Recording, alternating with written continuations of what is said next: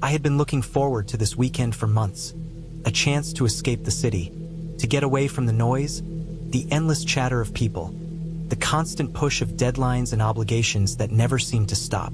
I had found a small cabin online, tucked deep into the forest of the northern mountains. The photos made it look perfect, old but well kept, with a stone chimney, a wooden porch, and wide windows that faced a clearing where the sun hit in the mornings. The description mentioned a small creek nearby and trails that were supposedly great for hiking. It was isolated, which was exactly what I wanted. The idea of being completely alone, surrounded by nothing but trees and quiet, had been intoxicating for me for weeks. The drive up had been long, almost 6 hours from the city. At first, it was smooth, paved roads winding through rolling hills, dotted with farmhouses and small towns. But as I got further, the roads became narrower, gravel taking the place of asphalt, potholes forming shallow pools where rain had collected. I could feel the weight of the city slipping away with each mile. The forest became denser, the trees taller, their branches forming a nearly unbroken canopy over the road. By the time I turned onto the last stretch, the path that led to the cabin, the sunlight was fading, leaving the world under a dim, green-tinted shadow. I had printed out the directions because I knew that reception was patchy at best, and the GPS had started to glitch the moment the paved road ended. The path was rutted and muddy in places, and I had to drive slowly, careful not to scrape the undercarriage on hidden rocks. My heart was racing, not from fear, but from anticipation. I had been under stress for so long, and this was going to be my haven, my place to breathe.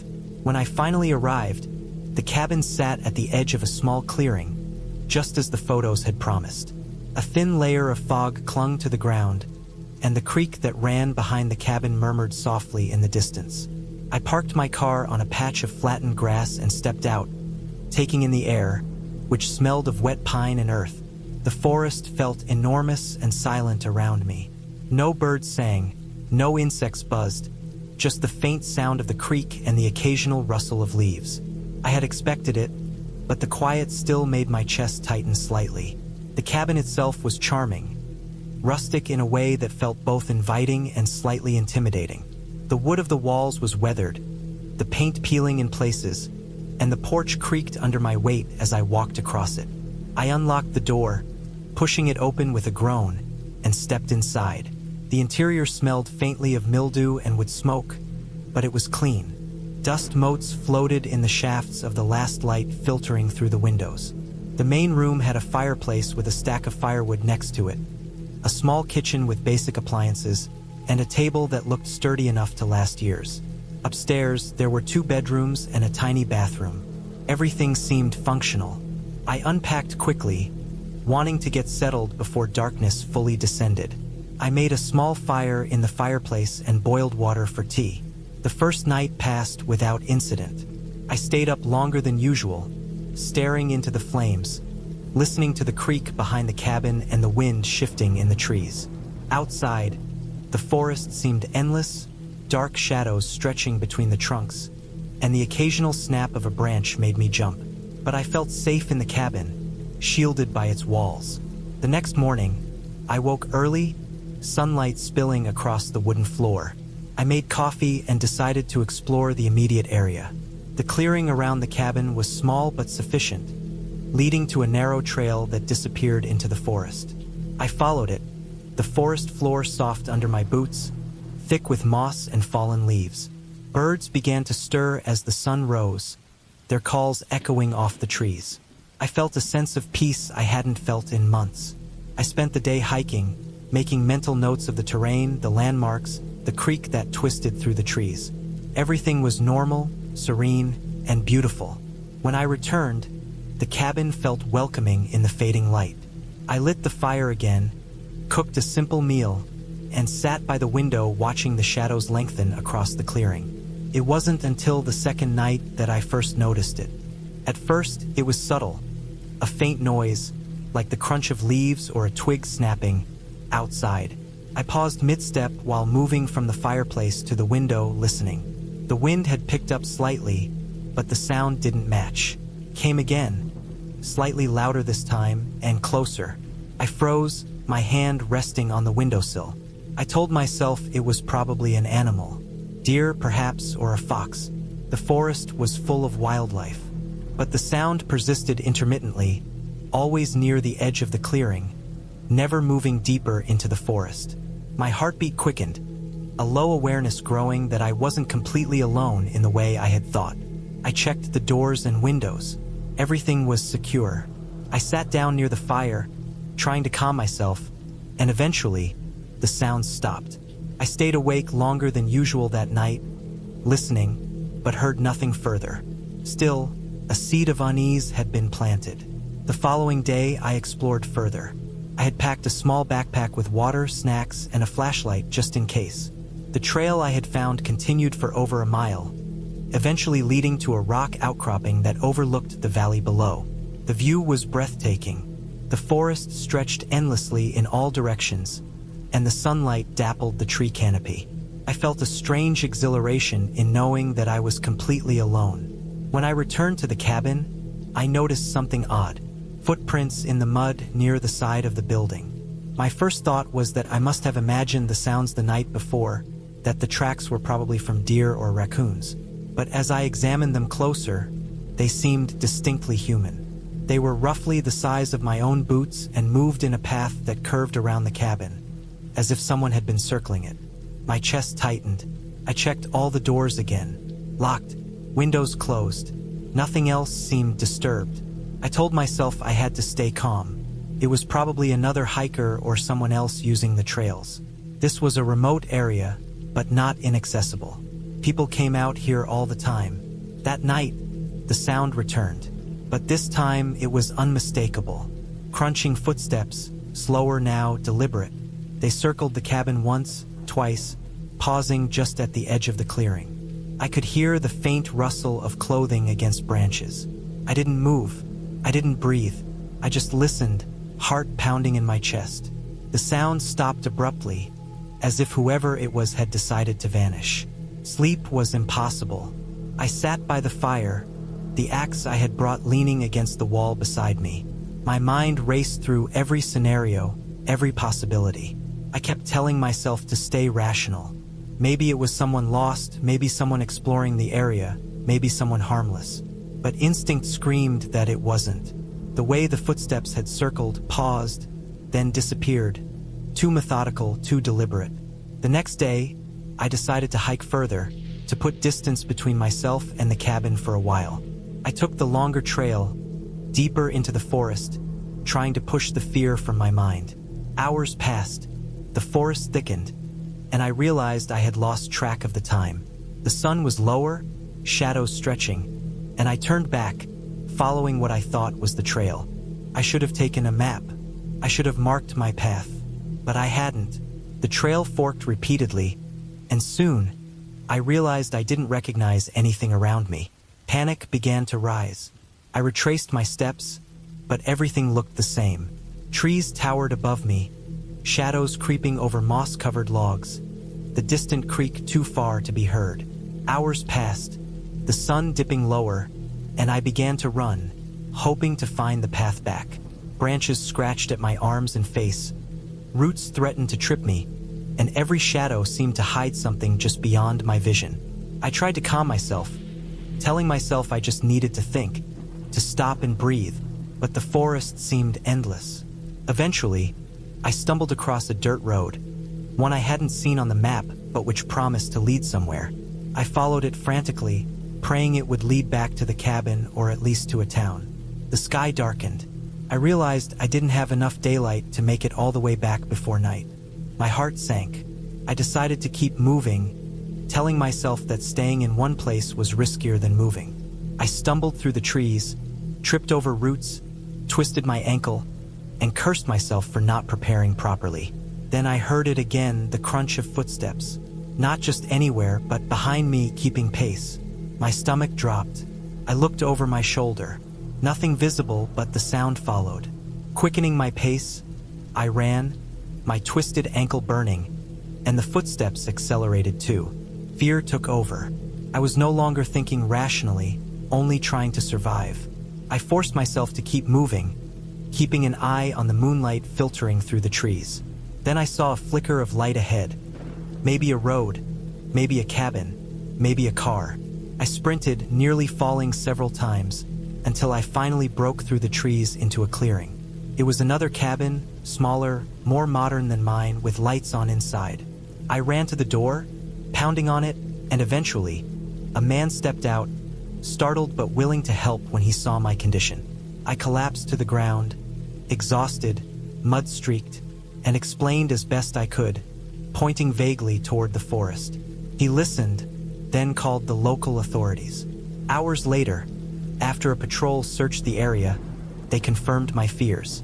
Tracks indicated someone had been watching my cabin for days, moving silently through the trees, never entering, just observing. They had no suspects, and the pattern suggested the person had left by the time I returned from my longer hike. I never went back to that cabin.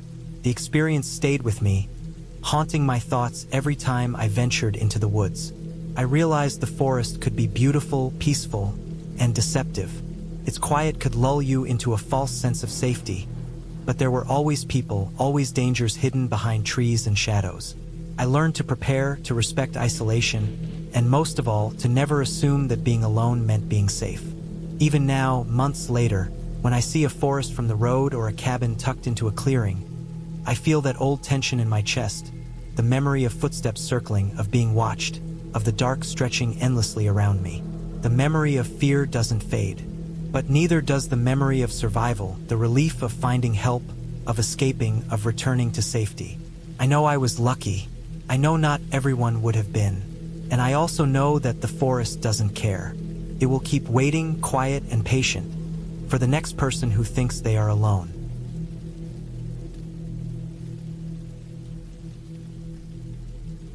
Night was falling faster than I anticipated. I realized that if I didn't find a suitable camping spot soon, I would be forced to sleep in the open, exposed to whatever lurked in the forest. My anxiety increased. Every rustle of leaves, every crack of a branch sounded like a potential threat. I spotted a rocky overhang near the creek that might offer some shelter. It wasn't ideal, no flat ground, but it would provide cover from wind and rain. I set up a minimal camp, using my tarp as a makeshift floor, and gathered firewood. My hands shook as I struck the matches, and when the fire finally caught, I felt a brief, fragile sense of safety. I tried to sleep, but exhaustion and fear combined in a heavy, oppressive weight. Around 1 a.m., I heard movement nearby, something heavy, deliberate, moving through the underbrush. My instincts screamed at me to stay still, but every muscle in my body was tense. I clutched my machete and waited, ears straining. The sound stopped abruptly, as if whoever or whatever was there had noticed me and paused.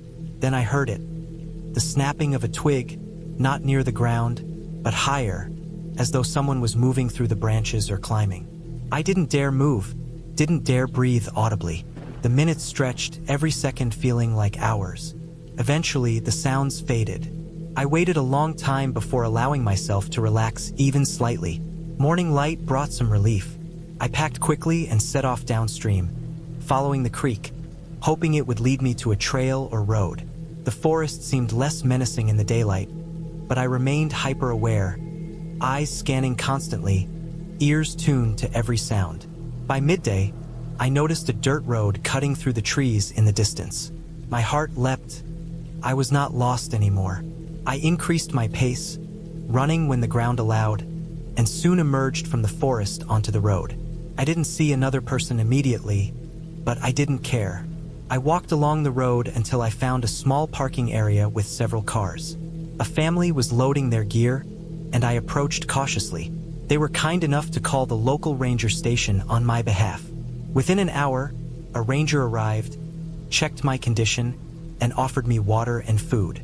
I recounted my experience briefly, careful to avoid sounding paranoid, but mentioning the footprints, the whispers, and the trap. The ranger nodded, taking notes, and mentioned that the area had occasionally been used by people living off the grid. They warned me to stick to marked trails in the future. I returned home exhausted but safe. The sense of relief was overwhelming. I had survived being lost, isolated, and potentially watched, relying solely on my knowledge, instincts, and careful planning. The experience left me shaken but wiser. I never returned to that particular forest, and I always made sure someone knew my exact route before venturing into remote areas again. The memory lingered for years, the sense of being observed, the danger that could exist in even familiar environments, and the fragile boundary between preparedness and vulnerability. From that trip, I learned the importance of vigilance, respect for the wilderness, and the reality that danger is often silent and hidden. I also learned that fear, when acknowledged and managed carefully, can sharpen awareness rather than paralyze it. The experience changed the way I approached every outdoor adventure afterward. I carried a renewed sense of caution, a deeper appreciation for clear paths, and a sober recognition that the forest, beautiful and enticing as it was, could be unpredictable, unforgiving, and, at times, terrifying. I had always considered myself experienced with the outdoors. I grew up camping with my family every summer, learning how to read trails, pack efficiently, and handle myself when the weather turned sour. By the time I reached my late 20s, I had been on dozens of trips alone, in groups, and with friends. I knew how to light a fire even in wet conditions, how to find clean water, and how to stay calm when something unexpected happened. I liked the solitude, the way the world outside the forest seemed to vanish, leaving only the crunch of leaves under my boots, the hum of insects, and the distant calls of birds. That sense of control, of preparedness, always made me feel untouchable. One autumn, I decided to push myself farther than I had before. I picked a remote section of forest that was rarely visited by hikers, a stretch of dense pine and oak that appeared on old maps but had little in the way of marked trails. The idea of solitude, of complete isolation, appealed to me. I packed carefully, weighing every ounce of equipment.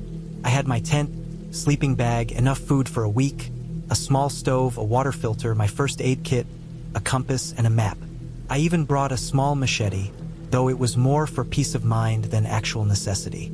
I left my phone in my car at the edge of the forest, no signal anyway, and promised myself I wouldn't rely on it. The first day was exhilarating. The trail was narrow and uneven, littered with fallen branches, moss-covered rocks, and the occasional animal track. I moved slowly, stopping often to admire the colors of the leaves, the way sunlight filtered through the canopy in slanted golden beams. I drank water from a stream, filtered it carefully, and made a note of where I was on the map. Everything was exactly as I expected: quiet, peaceful, and safe. By late afternoon, I found a small clearing near a creek where I decided to set up my tent. The ground was firm but not rocky, the trees offered a decent windbreak, and the view of the water was calming. I spent the rest of the day preparing for nightfall. I gathered firewood, small twigs and dry pine needles, enough to keep a steady fire going. I cooked my dinner over the small stove, eating quietly and enjoying the sound of water trickling over stones. As dusk settled, the forest became a completely different place. Shadows lengthened, the wind picked up slightly, and every little noise, branches snapping, leaves rustling, felt sharper, more pronounced. It was a sensation I always loved, the forest's subtle warning that I was alone. I lit my fire and watched the flames lick the air, feeling a strange comfort in the simple warmth it provided. I fell asleep that night to the usual nocturnal sounds: distant hoots of owls, rustling animals, and the occasional gust of wind that made the branches sway. I woke several times, but nothing seemed unusual until the third time around 2 a.m. I was certain I heard the sound of a human voice. Not a shout, not a call for help, but a low murmur, barely audible, like someone whispering to themselves. I sat up immediately, ears straining, heart thumping. The forest was otherwise silent. I listened carefully, but the sound did not repeat. I tried to convince myself it was my imagination, perhaps the wind moving through the trees in a way that mimicked speech. I rolled over and forced myself back to sleep, though unease lingered like a shadow. The following day, I broke camp early, eager to put distance between myself and the clearing where I had slept. I followed the creek upstream, using it as a natural guide since the trail markers were sparse. The forest grew denser, the trees taller and closer together. Every now and then, I would step on dry leaves that concealed rocks or roots, sending me stumbling briefly before regaining balance. By midday, I realized I had lost the trail completely. The map indicated a faint path nearby, but I could see nothing resembling it. I wasn't panicking yet. I had been lost before and knew how to navigate using natural landmarks. I stopped, studied the map, checked my compass, and plotted a rough course. I had barely taken a dozen steps when I noticed footprints in the mud along the creek bank. They were large, definitely human, but not fresh. The shape of the prints suggested boots, not sneakers. I followed them out of curiosity, reasoning that they could lead me back to the trail. At first, it seemed like they were heading in a similar direction as my planned route. But as I continued, a strange sensation of being watched crept over me. Every time I paused and looked around, I saw nothing. No movement, no shadow, just the ordinary forest. My pace slowed. I checked behind me frequently, my eyes scanning the underbrush for any sign of life. By late afternoon, the footprints seemed to disappear. I reached a dense patch of trees, the ground uneven and the underbrush thick. I tried to push through, but progress was painfully slow. My clothes were snagged by branches, my boots slipping on mossy rocks. I considered turning back, but the sun was already low, and I didn't want to be caught in unfamiliar terrain after dark. As I climbed over a fallen log, I heard the sound again. Low whispers like the night before, except this time closer, more distinct.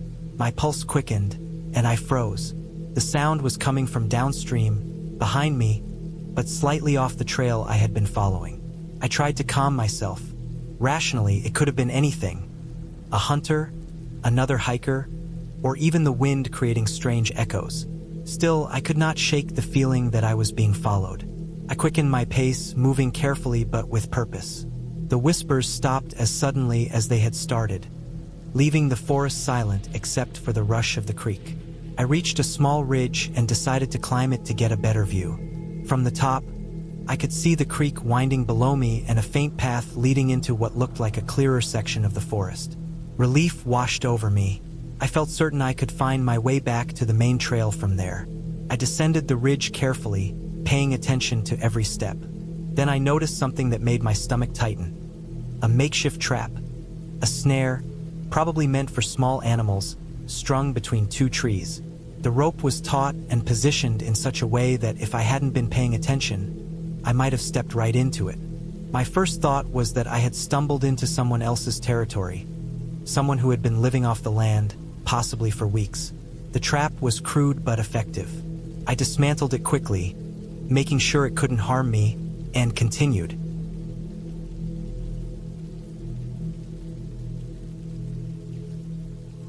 I knew I couldn't outrun them through the forest.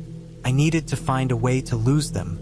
I remembered a small creek I had crossed earlier, with dense undergrowth on its far side. If I could reach that, I might be able to throw them off. I ran, leaping over roots and rocks, my legs burning, my lungs screaming for air. The figure mirrored my movements, silent and relentless. When I reached the creek, I dived into the water, cold and shocking, and scrambled through the thick undergrowth on the far bank. I didn't stop running until I was sure I had lost them. After what felt like hours, I found a ranger station on a minor trail I hadn't originally planned to take. I was exhausted, soaked, and covered in scratches, but relief washed over me. The ranger was surprised to see me so far off the main trail. I explained, as best I could, that I felt like I was being followed. They radioed for backup and escorted me back to the parking lot. Once safe, I learned a few things that explained the nightmarish experience. Apparently, the forest had been frequented by illegal hunters and trespassers. Someone had been tracking hikers, possibly intending to rob them or scare them off. The ranger showed me the footprints near my original campsite. They were large, booted, and consistent with someone trying to follow without being noticed. They told me that several hikers had reported being watched in the area over the past few weeks, but no one had been caught. I left the forest shaken but safe. The experience left a mark on me. I realized that wilderness isn't just about beauty and solitude. It can be dangerous in unexpected ways. My careful planning, gear, and attention to detail had likely saved me from a potentially violent encounter. I made a vow never to underestimate the risks of being alone in the forest again, no matter how confident I felt in my skills. In the days that followed, I processed everything. I checked and repaired my gear, made notes about the trails, and considered what I would do differently if I returned. I learned that staying alert, trusting instincts, and preparing for the worst can make the difference between safety and disaster. I also realized that fear in the wilderness is a real, tangible thing, not a story or imagination. It is a primal awareness that something can go wrong at any moment, and it forces you to focus to survive. The experience changed the way I approached camping and hiking. I took extra precautions, shared my plans with friends, carried extra safety gear, and always stayed alert. I even returned to the forest months later, but only on well-traveled trails during daylight hours with a group of experienced hikers. The forest was still beautiful, but it never felt the same. The memory of that night, the sound of footsteps circling my tent, the shadow between the trees, and the cold realization of how vulnerable I had been stayed with me. But despite the fear, the scratches, the sleepless night, and the raw adrenaline, there was a lesson in survival. I had faced a real threat, and I had survived through quick thinking, preparation, and sheer determination. It was a terrifying ordeal, but it left me more aware, more cautious, and more respectful of the wilderness. In the end, I returned home with my life, with lessons learned, and with a story that reminded me that the forest is beautiful but unpredictable, and that real danger exists in places where you least expect it. I slept differently that night, appreciating the safety of my home, the walls around me, and the warmth of my bed. The fear was still there, faint, like a shadow at the edge of memory, but it no longer controlled me. I had survived, and that survival carried its own quiet, lasting relief. The forest that had seemed peaceful now felt menacing. Every rustle of leaves, every snap of a twig, felt amplified.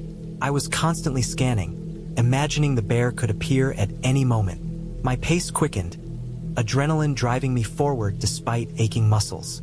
I stumbled over roots and rocks, scraped my hands on branches, but kept going. By the time I saw the dirt road again, my body was trembling with exhaustion, and my mind was still racing.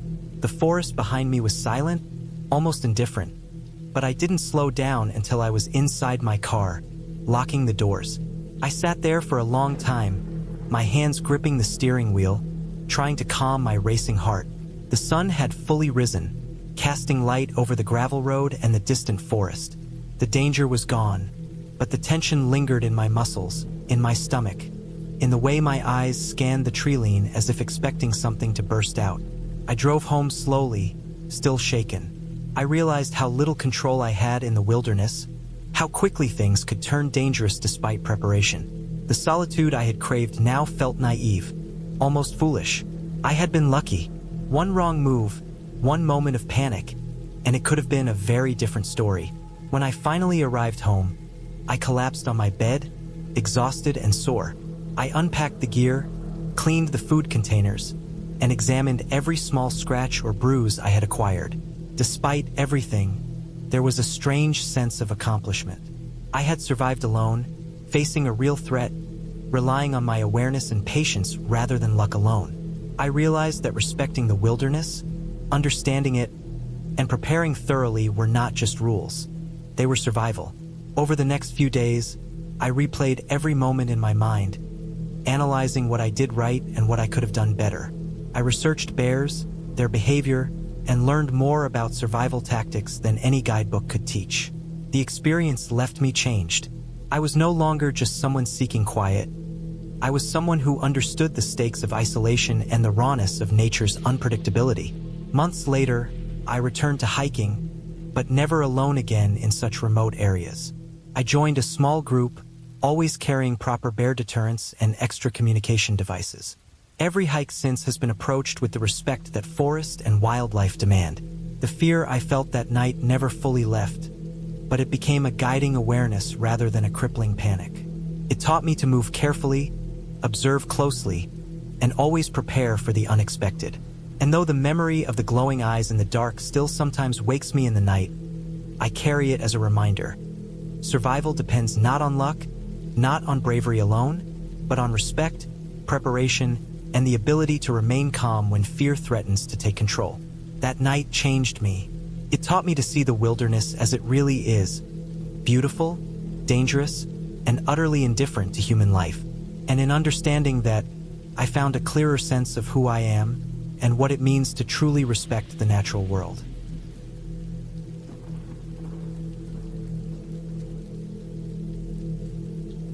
I had been planning the trip for months. It was early autumn, the kind of crisp, cool season where the leaves start to change and the air smells like damp earth and pine needles. I had wanted to escape the city for a while, to leave behind the noise and the endless rush of work and responsibilities. I packed carefully: a large green tent, a sleeping bag rated for low temperatures, a small portable stove, a few cans of beans, some dried meat, a flashlight with extra batteries, a first aid kit, and a backpack heavy with essentials. I also had a small hatchet, a folding saw, a water filter, and a map I had studied thoroughly. I thought I was ready for anything. The drive to the campsite took hours. The road was long and winding, passing through hills and forests that gradually became more remote. The trees grew taller, their branches intertwining overhead, blocking out most of the sun.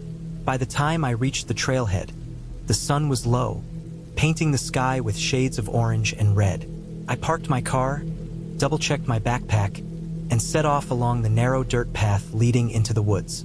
My goal was a small clearing near a creek I had read about on a hiking forum. It was supposed to be quiet, isolated, and beautiful. The trail was tougher than I expected. The path was uneven, covered in roots and loose rocks, and the incline was steeper than the map suggested. My legs ached, and I kept adjusting my backpack straps to distribute the weight more evenly. I paused often to catch my breath and take small sips of water. The forest around me was dense. Every so often, a branch would snap underfoot, or the wind would rustle through the trees in a way that made me tense up. I tried to remind myself that I was alone, but I wasn't afraid yet. I told myself that this was what I wanted: solitude, the quiet of nature, and a challenge. By the time I reached the clearing, it was almost dark. The creek was small but clear, winding lazily through the woods. I could hear the water trickling over rocks, and the sound was strangely comforting. I picked a spot slightly elevated from the creek to pitch my tent. It took some time to clear the ground of rocks and fallen branches, but I finally managed to get the tent set up before the last light disappeared. I staked it firmly and checked that it was stable, knowing that the temperature would drop quickly once night fell. After setting up camp, I started a small fire using dry twigs and pine needles I had collected earlier. The fire crackled and popped, sending small sparks into the air.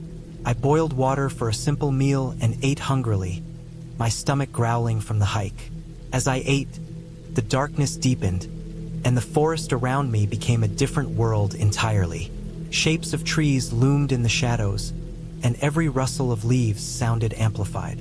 I tried to focus on the fire, on the warmth, but there was a tension I couldn't shake. Around me, the forest was alive.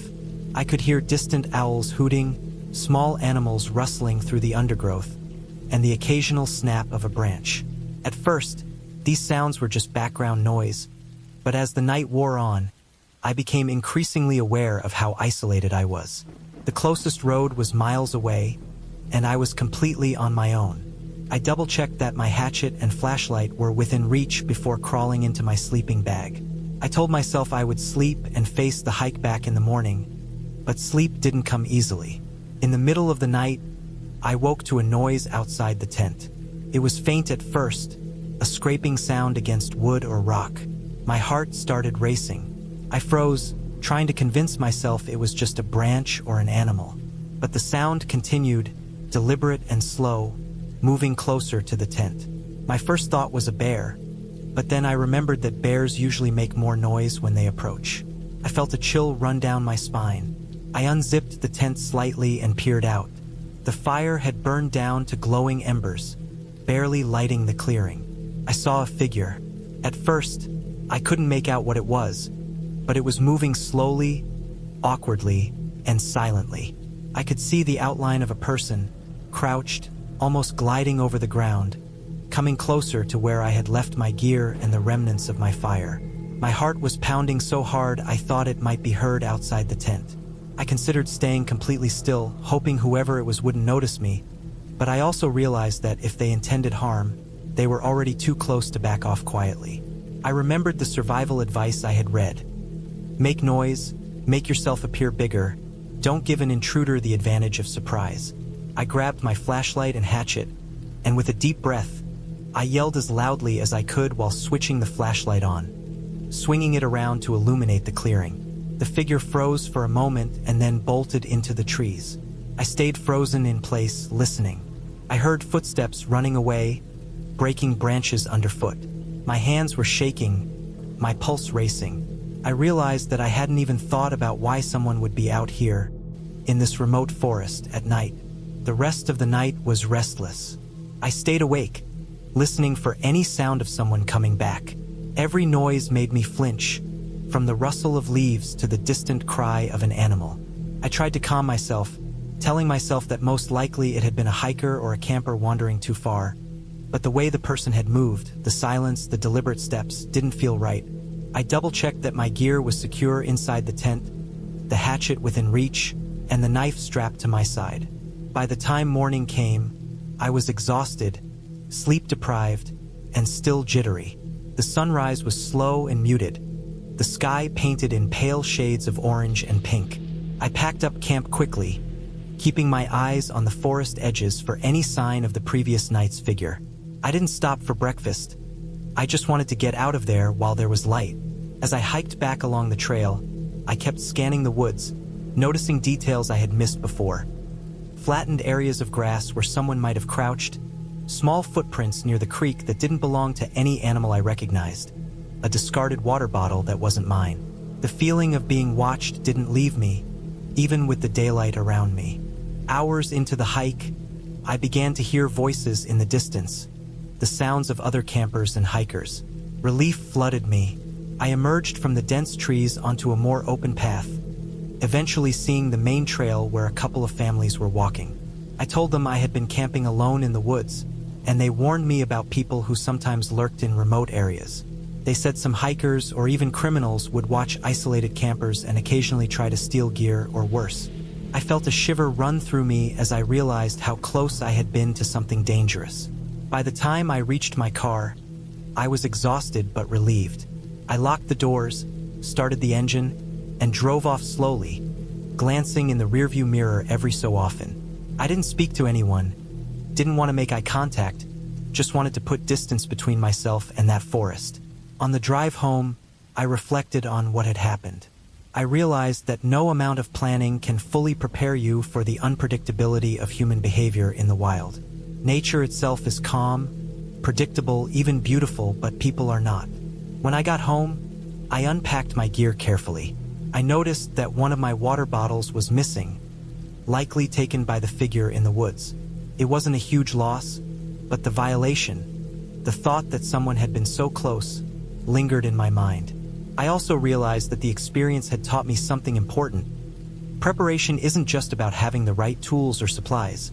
It's also about awareness, caution, and respecting the unknown elements in both nature and human behavior.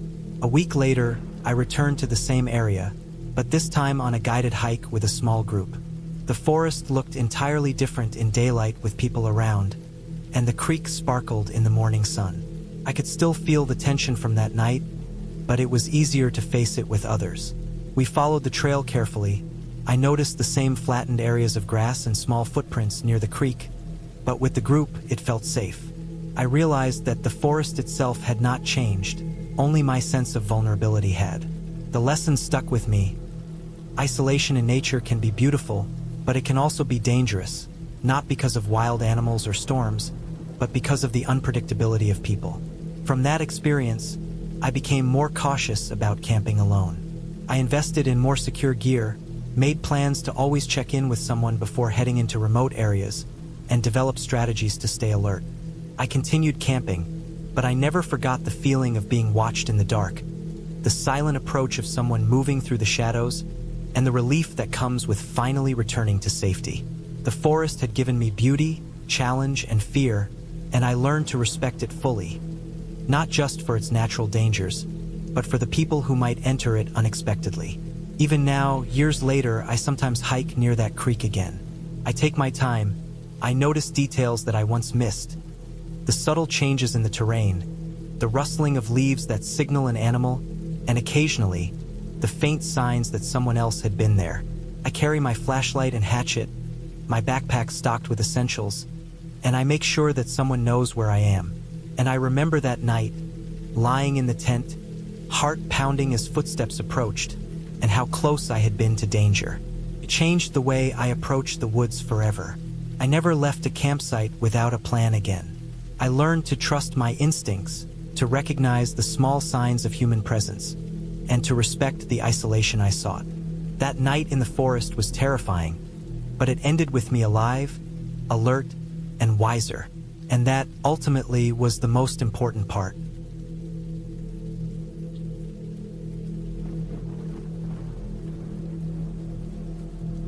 I remember the day I decided to go camping alone like it was yesterday, though months have passed since then.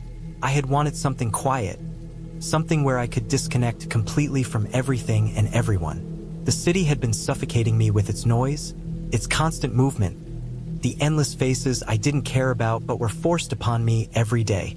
I packed my bag with the usual things: a sturdy tent, sleeping bag, portable stove, enough food for a few days, water purification tablets, a flashlight, and some extra batteries. I also carried a first aid kit, a compass, and a detailed map of the area I planned to explore. I had hiked plenty before, but never alone in such a remote area. I wanted the solitude and the chance to test myself. I drove for hours until the roads ended in gravel and dirt, then parked near the trailhead where the forest began. The air smelled of wet earth and pine. It was early autumn, and the sun had just begun its slow dip behind the hills, painting the sky with streaks of orange and pink. I felt a thrill of excitement mixed with a nervous tension I hadn't felt in years. I double-checked my backpack, made sure my boots were tight, and started walking. The first few hours were serene. The trail was narrow and winding, flanked by towering trees that had begun shedding their leaves. The sound of my boots crunching against the dried leaves was the only sound I could hear besides the occasional bird call. I passed small streams where the water was clear enough to see the smooth stones beneath.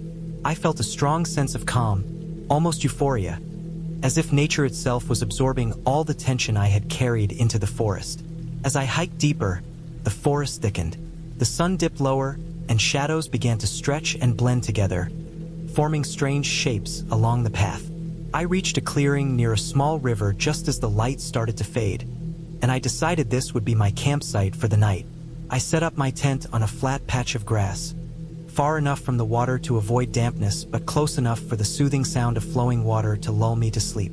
After securing the tent, I gathered some dry wood for a fire. Starting it was easier than I expected. The dry leaves and small twigs caught quickly, and soon I had a modest fire crackling. The warmth was comforting, and the flickering light made the forest look less threatening. I cooked a simple meal of canned beans and rice, feeling a satisfaction that comes only from feeding oneself after a long hike. By the time I finished eating, it was completely dark, and I sat staring at the flames, listening to the river and the subtle rustling of nocturnal creatures. Then I heard it, a low, guttural growl. It was distant at first, and I told myself it was probably just a fox or a raccoon. But the growl came again, closer this time. My stomach tightened. I didn't have a gun, just a small pocket knife, and while I knew most wild animals avoid humans, this sound didn't feel like avoidance. It felt deliberate, curious testing. I got up slowly and shined my flashlight around. Nothing. Only shadows, only trees. My mind raced with possibilities. Maybe a bear. Maybe a mountain lion. Either way, the thought that it could be that close and unseen made me uneasy. I tried to calm myself, telling myself to stay still, that panicking would make everything worse. I kept the fire going, fed it more wood, and sat as still as possible, straining to hear over the river's flow. Minutes passed, maybe an hour. Every rustle of leaves, every snap of a twig made me jump. my heart hammering in my chest. At some point, I fell asleep, sitting near the fire, leaning against a log, my knife on my lap. I woke up suddenly to a sound right outside the tent, a soft but deliberate scraping against the canvas. My heart leapt into my throat. I froze, hardly daring to breathe. I told myself it was probably a raccoon, but then I heard it again, heavier, more careful, like something was testing whether I was awake. My instincts screamed to grab my flashlight and swing it open, but I stayed quiet, listening. The sound circled the tent once, then stopped. My ears were strained so much that I could hear my own heartbeat, and my throat felt dry. I considered leaving, but I couldn't just run blindly into the darkness. I needed to see what it was before making a move. I unzipped the tent slowly, peeking out with my flashlight ready. The light fell on a pair of glowing eyes, reflecting back at me from about 15 feet away. I froze, unable to look away, but I could make out the outline of a large animal. It was broad, low to the ground, and I realized with a shiver that it had to be a bear. My mind raced. Remember what I read? Don't run, make yourself look big, stay calm. My fingers tightened around my knife, though I knew it was useless against a full-grown bear. The bear sniffed the air, and I noticed the way it moved. Slow, deliberate, careful, like it was deciding whether I was a threat or prey. My pack was behind me, the food still inside it, and I realized that whatever had drawn it here, it might be the smell of my food. I grabbed the metal pot from the stove and slammed it to the ground, creating a loud bang. The bear jumped back slightly, growling louder, then resumed its cautious circling. Hours seemed to pass like this. Every small noise, wind shifting leaves, branches breaking, water splashing, felt like a signal that the bear was moving closer. My fire had dwindled, leaving a faint glow. I realized that staying in one spot meant I would be trapped. Slowly, carefully, I started inching toward the edge of the clearing, keeping my flashlight pointed at the bear, trying to appear aware and in control. I remembered the advice to back away slowly if a bear approached, so I moved inch by inch, never turning my back. Finally, at dawn, the bear lost interest. Maybe it decided I wasn't worth the trouble, or maybe it had found the scent of food elsewhere. I didn't wait to see which. I packed up the tent as quickly as I could, leaving behind the fire and some scraps of food as a distraction. My hands shook violently, but I managed to get everything into my backpack. I started hiking back toward the trailhead with as much speed as my exhausted legs could carry. I remember the day I decided to go camping alone like it was yesterday, though months have passed since then. I had wanted something quiet, something where I could disconnect completely from everything and everyone. The city had been suffocating me with its noise, its constant movement, the endless faces I didn't care about but were forced upon me every day. I packed my bag with the usual things: a sturdy tent, sleeping bag, portable stove, enough food for a few days, water purification tablets, a flashlight, and some extra batteries. I also carried a first aid kit, a compass, and a detailed map of the area I planned to explore. I had hiked plenty before, but never alone in such a remote area. I wanted the solitude and the chance to test myself. I drove for hours until the roads ended in gravel and dirt, then parked near the trailhead where the forest began. The air smelled of wet earth and pine. It was early autumn, and the sun had just begun its slow dip behind the hills, painting the sky with streaks of orange and pink. I felt a thrill of excitement mixed with a nervous tension I hadn't felt in years. I double-checked my backpack, made sure my boots were tight, and started walking. The first few hours were serene. The trail was narrow and winding, flanked by towering trees that had begun shedding their leaves. The sound of my boots crunching against the dried leaves was the only sound I could hear besides the occasional bird call. I passed small streams where the water was clear enough to see the smooth stones beneath. I felt a strong sense of calm, almost euphoria, as if nature itself was absorbing all the tension I had carried into the forest. As I hiked deeper, the forest thickened. The sun dipped lower, and shadows began to stretch and blend together, forming strange shapes along the path. I reached a clearing near a small river just as the light started to fade, and I decided this would be my campsite for the night. I set up my tent on a flat patch of grass, far enough from the water to avoid dampness, but close enough for the soothing sound of flowing water to lull me to sleep. After securing the tent, I gathered some dry wood for a fire. Starting it was easier than I expected. The dry leaves and small twigs caught quickly, and soon I had a modest fire crackling. The warmth was comforting, and the flickering light made the forest look less threatening. I cooked a simple meal of canned beans and rice, feeling a satisfaction that comes only from feeding oneself after a long hike. By the time I finished eating, it was completely dark, and I sat staring at the flames, listening to the river and the subtle rustling of nocturnal creatures. Then I heard it, a low, guttural growl. It was distant at first, and I told myself it was probably just a fox or a raccoon, but the growl came again, closer this time. My stomach tightened. I didn't have a gun, just a small pocket knife, and while I knew most wild animals avoid humans, this sound didn't feel like avoidance. It felt deliberate, curious testing. I got up slowly and shined my flashlight around. Nothing. Only shadows, only trees. My mind raced with possibilities.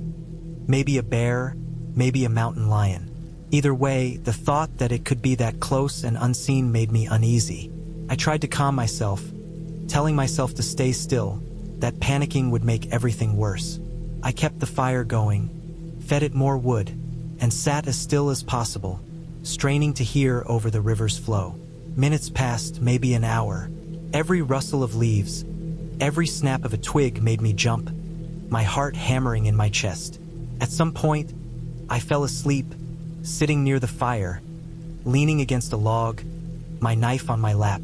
I woke up suddenly to a sound right outside the tent, a soft but deliberate scraping against the canvas. My heart leapt into my throat. I froze, hardly daring to breathe. I told myself it was probably a raccoon, but then I heard it again. Heavier, more careful, like something was testing whether I was awake. My instincts screamed to grab my flashlight and swing it open, but I stayed quiet, listening. The sound circled the tent once, then stopped. My ears were strained so much that I could hear my own heartbeat, and my throat felt dry. I considered leaving, but I couldn't just run blindly into the darkness. I needed to see what it was before making a move. I unzipped the tent slowly, peeking out with my flashlight ready. The light fell on a pair of glowing eyes, reflecting back at me from about 15 feet away. I froze, unable to look away, but I could make out the outline of a large animal. It was broad, low to the ground, and I realized with a shiver that it had to be a bear. My mind raced. Remember what I read? Don't run, make yourself look big, stay calm. My fingers tightened around my knife, though I knew it was useless against a full-grown bear. The bear sniffed the air, and I noticed the way it moved.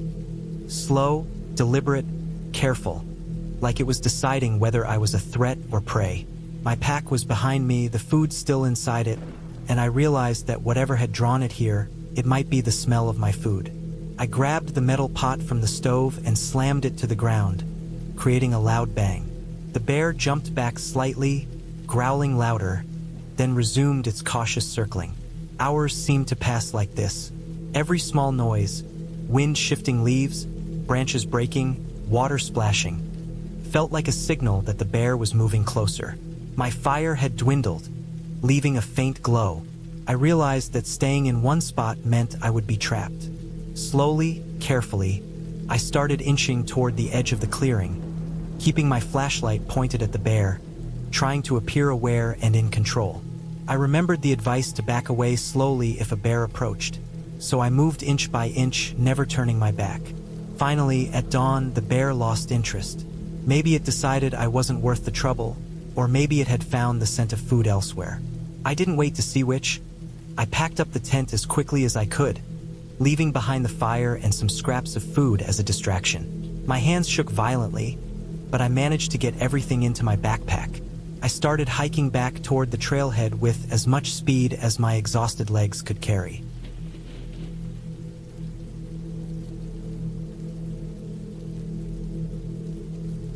I never thought a simple camping trip could turn into one of the most terrifying experiences of my life. I had been planning this trip for months, imagining a quiet escape into nature, a chance to disconnect from the city, and to just breathe in the forest air.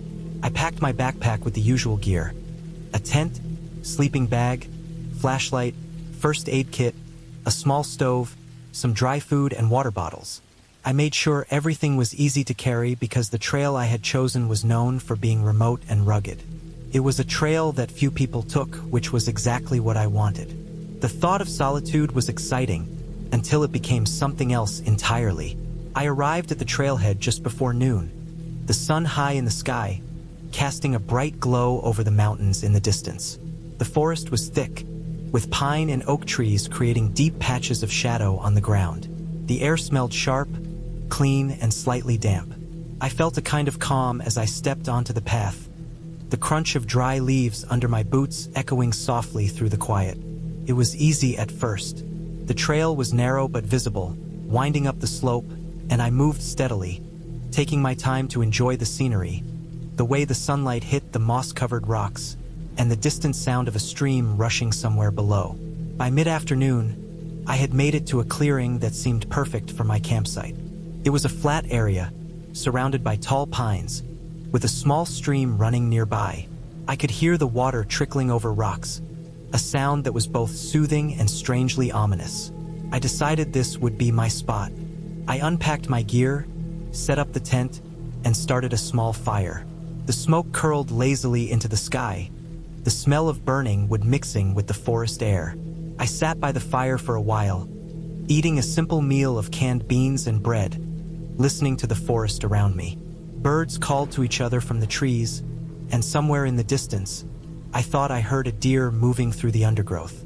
Everything felt normal, calm, even pleasant. As the sun started to dip behind the mountains, the shadows grew longer, stretching across the clearing. I felt a chill that had nothing to do with the dropping temperature. Something about being alone in such a vast forest made me suddenly aware of every sound. The crack of a branch, the rustle of leaves, even the faint hum of insects. I brushed it off, telling myself it was just my imagination. The night was coming, and I needed to be ready. I gathered more firewood, stacked it neatly, and made sure my flashlight had fresh batteries. I didn't want to be caught in the dark unprepared. Night fell quickly. The forest transformed. The trees became dark, almost menacing shapes, and the sounds of nocturnal animals started to dominate the air. Owls hooted, something scuttled in the underbrush, and the stream that had sounded gentle in the day now seemed louder, more insistent. I lit the fire and sat close to it, staring into the flames. The warmth was comforting, but I couldn't shake a growing sense of unease.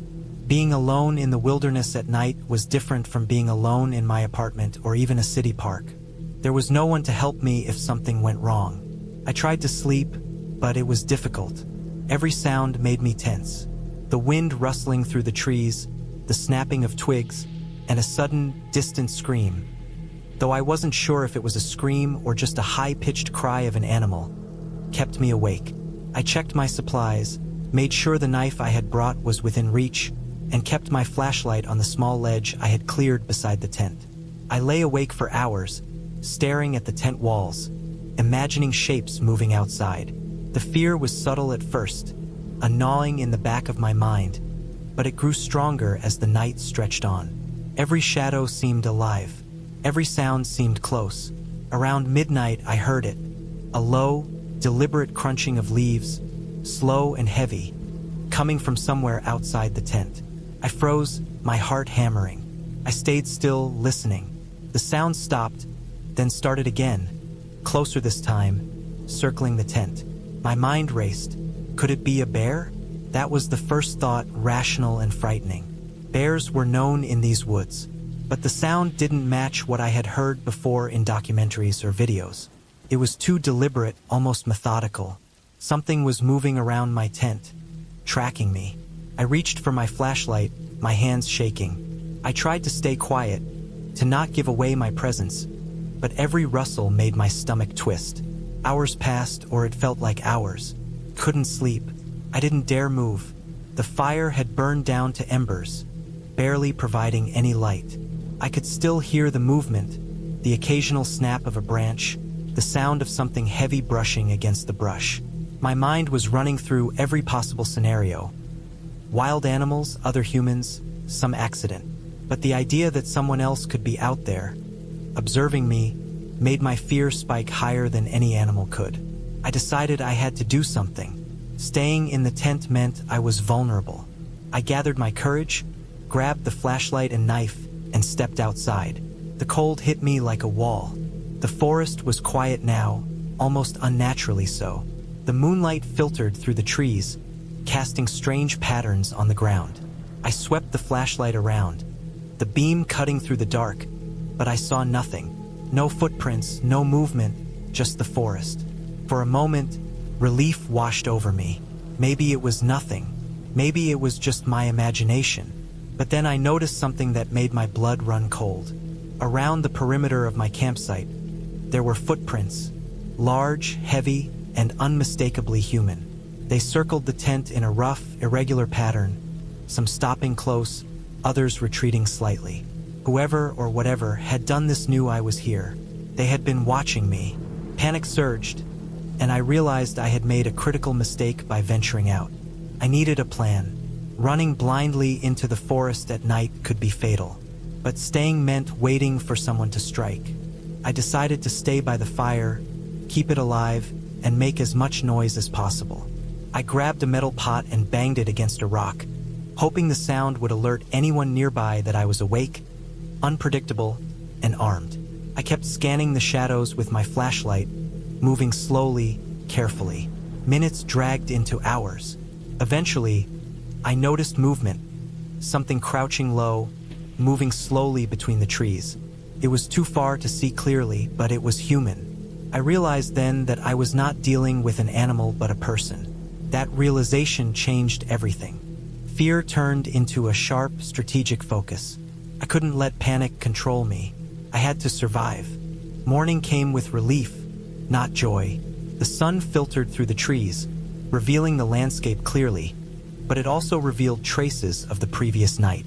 I found footprints, human, adult size, heavy tread, circling the clearing and leading toward the deeper forest. Some of the firewood had been disturbed. A few pieces dragged a short distance, no other signs of what had been happening. My hands shook as I packed up camp. I knew I could not stay another night. I decided to hike back the way I had come, keeping a sharp eye on the trees and brush. Every shadow made me flinch. Every sound caused my heart to spike. The hike back was exhausting. My senses were hyper-aware, every step measured, every branch or stone scrutinized. When I finally reached the dirt road, I felt the first genuine relief I had experienced since arriving. My car was still there, untouched, but the sense of vulnerability lingered. As I drove away, I kept looking in the rearview mirror, half expecting to see someone following. The forest receded behind me, but its presence remained, etched in my memory as an intense, visceral experience. I learned that day how unpredictable and unforgiving wilderness could be. I had underestimated the presence of others, the potential for danger from other humans rather than animals. That trip taught me to respect the balance between solitude and exposure, and to never take safety for granted, even when it feels like you are alone. The fear had been real, grounded, and utterly human, and I survived it by careful observation, patience, and the will to leave when I recognized that the environment had become unsafe. I returned home shaken but unharmed, carrying a renewed sense of caution and a deeper understanding of the forest's silent, watchful power.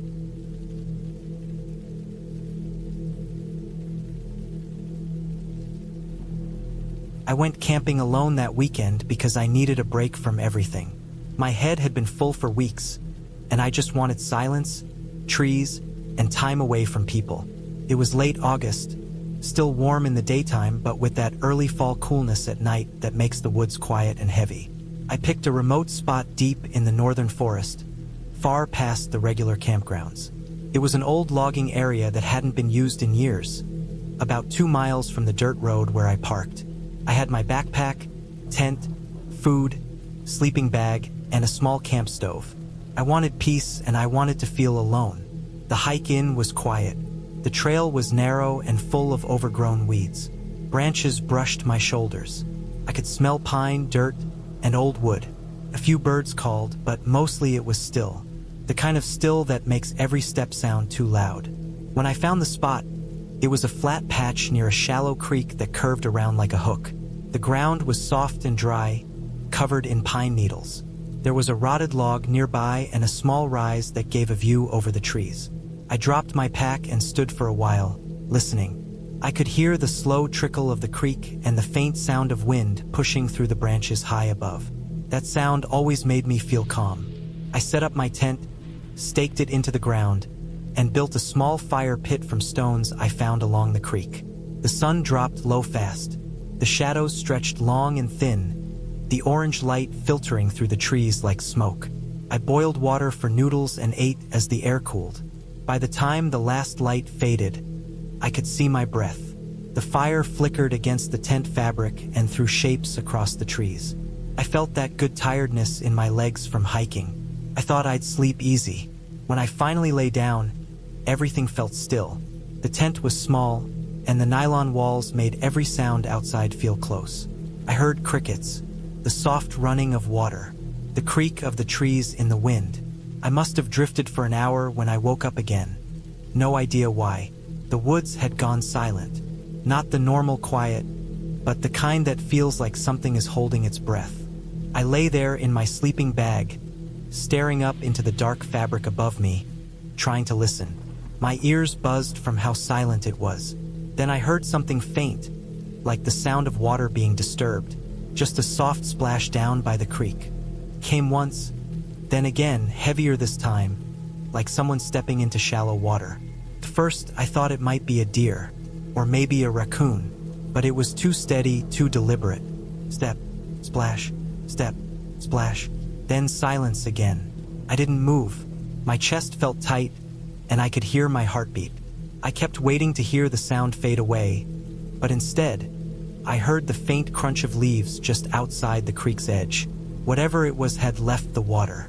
The steps were slow and spaced far apart, as if something heavy was walking carefully. I stayed perfectly still. I didn't even breathe right. The fire outside had died to embers, and the night was pitch black. I couldn't see anything through the tent wall. The steps came closer, soft but clear. Then they stopped, right at the edge of my campsite.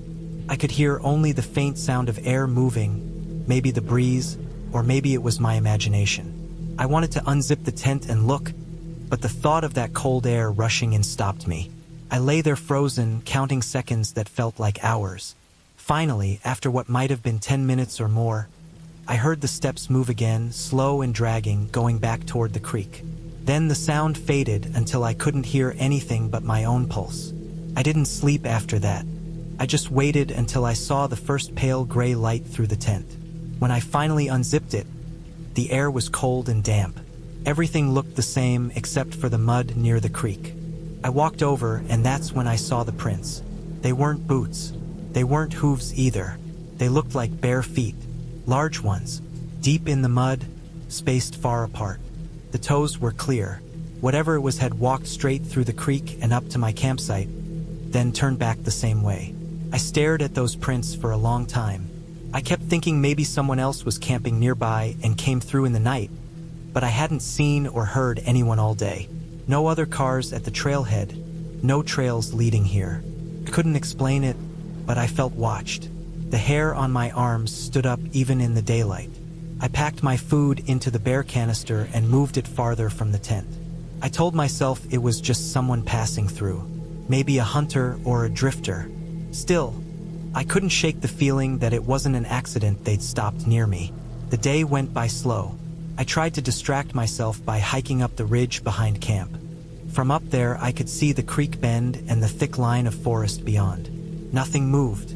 I didn't even hear birds that much. The quiet made me feel like the woods were empty for miles. I came back around afternoon and gathered firewood, but I kept glancing at the creek. The prints were still there, softened now by the sun. Around sunset, I made another fire and cooked again. The orange light flickered over the water. The woods started cooling off fast. I didn't want to stay another night, but it was too late to hike back in the dark. I told myself nothing had happened, that I was overreacting. When night fell again, I couldn't relax. Every sound made me tense up. The wind through the trees sounded like footsteps sometimes, or whispers. I sat by the fire until it burned low, then crawled into my tent. I kept my flashlight in my hand, the beam aimed toward the zipper. My sleeping bag rustled every time I breathed, and the sound felt loud enough to give me away. I was halfway between awake and asleep when I heard it again, that same slow movement down by the creek. The same pattern, splash, splash, pause, then again coming closer. I held my breath. The sound stopped at the edge of camp. Then I heard a low scrape, like something brushing against the fire pit stones. My mouth went dry. I couldn't hear breathing, but I felt like something was standing right outside, listening. Then came a single sound, not a footstep, but something like the soft thud of weight dropping onto the dirt. My flashlight trembled in my hand. I wanted to point it, but I was scared of what I'd see. The tent wall moved just slightly, like a faint press from outside, enough to ripple the fabric inward. I froze. My mind went blank. After a few seconds, the pressure lifted. Then silence. Long silence. I don't know how long I stayed like that. Maybe an hour. I kept waiting to hear it leave, but I never did.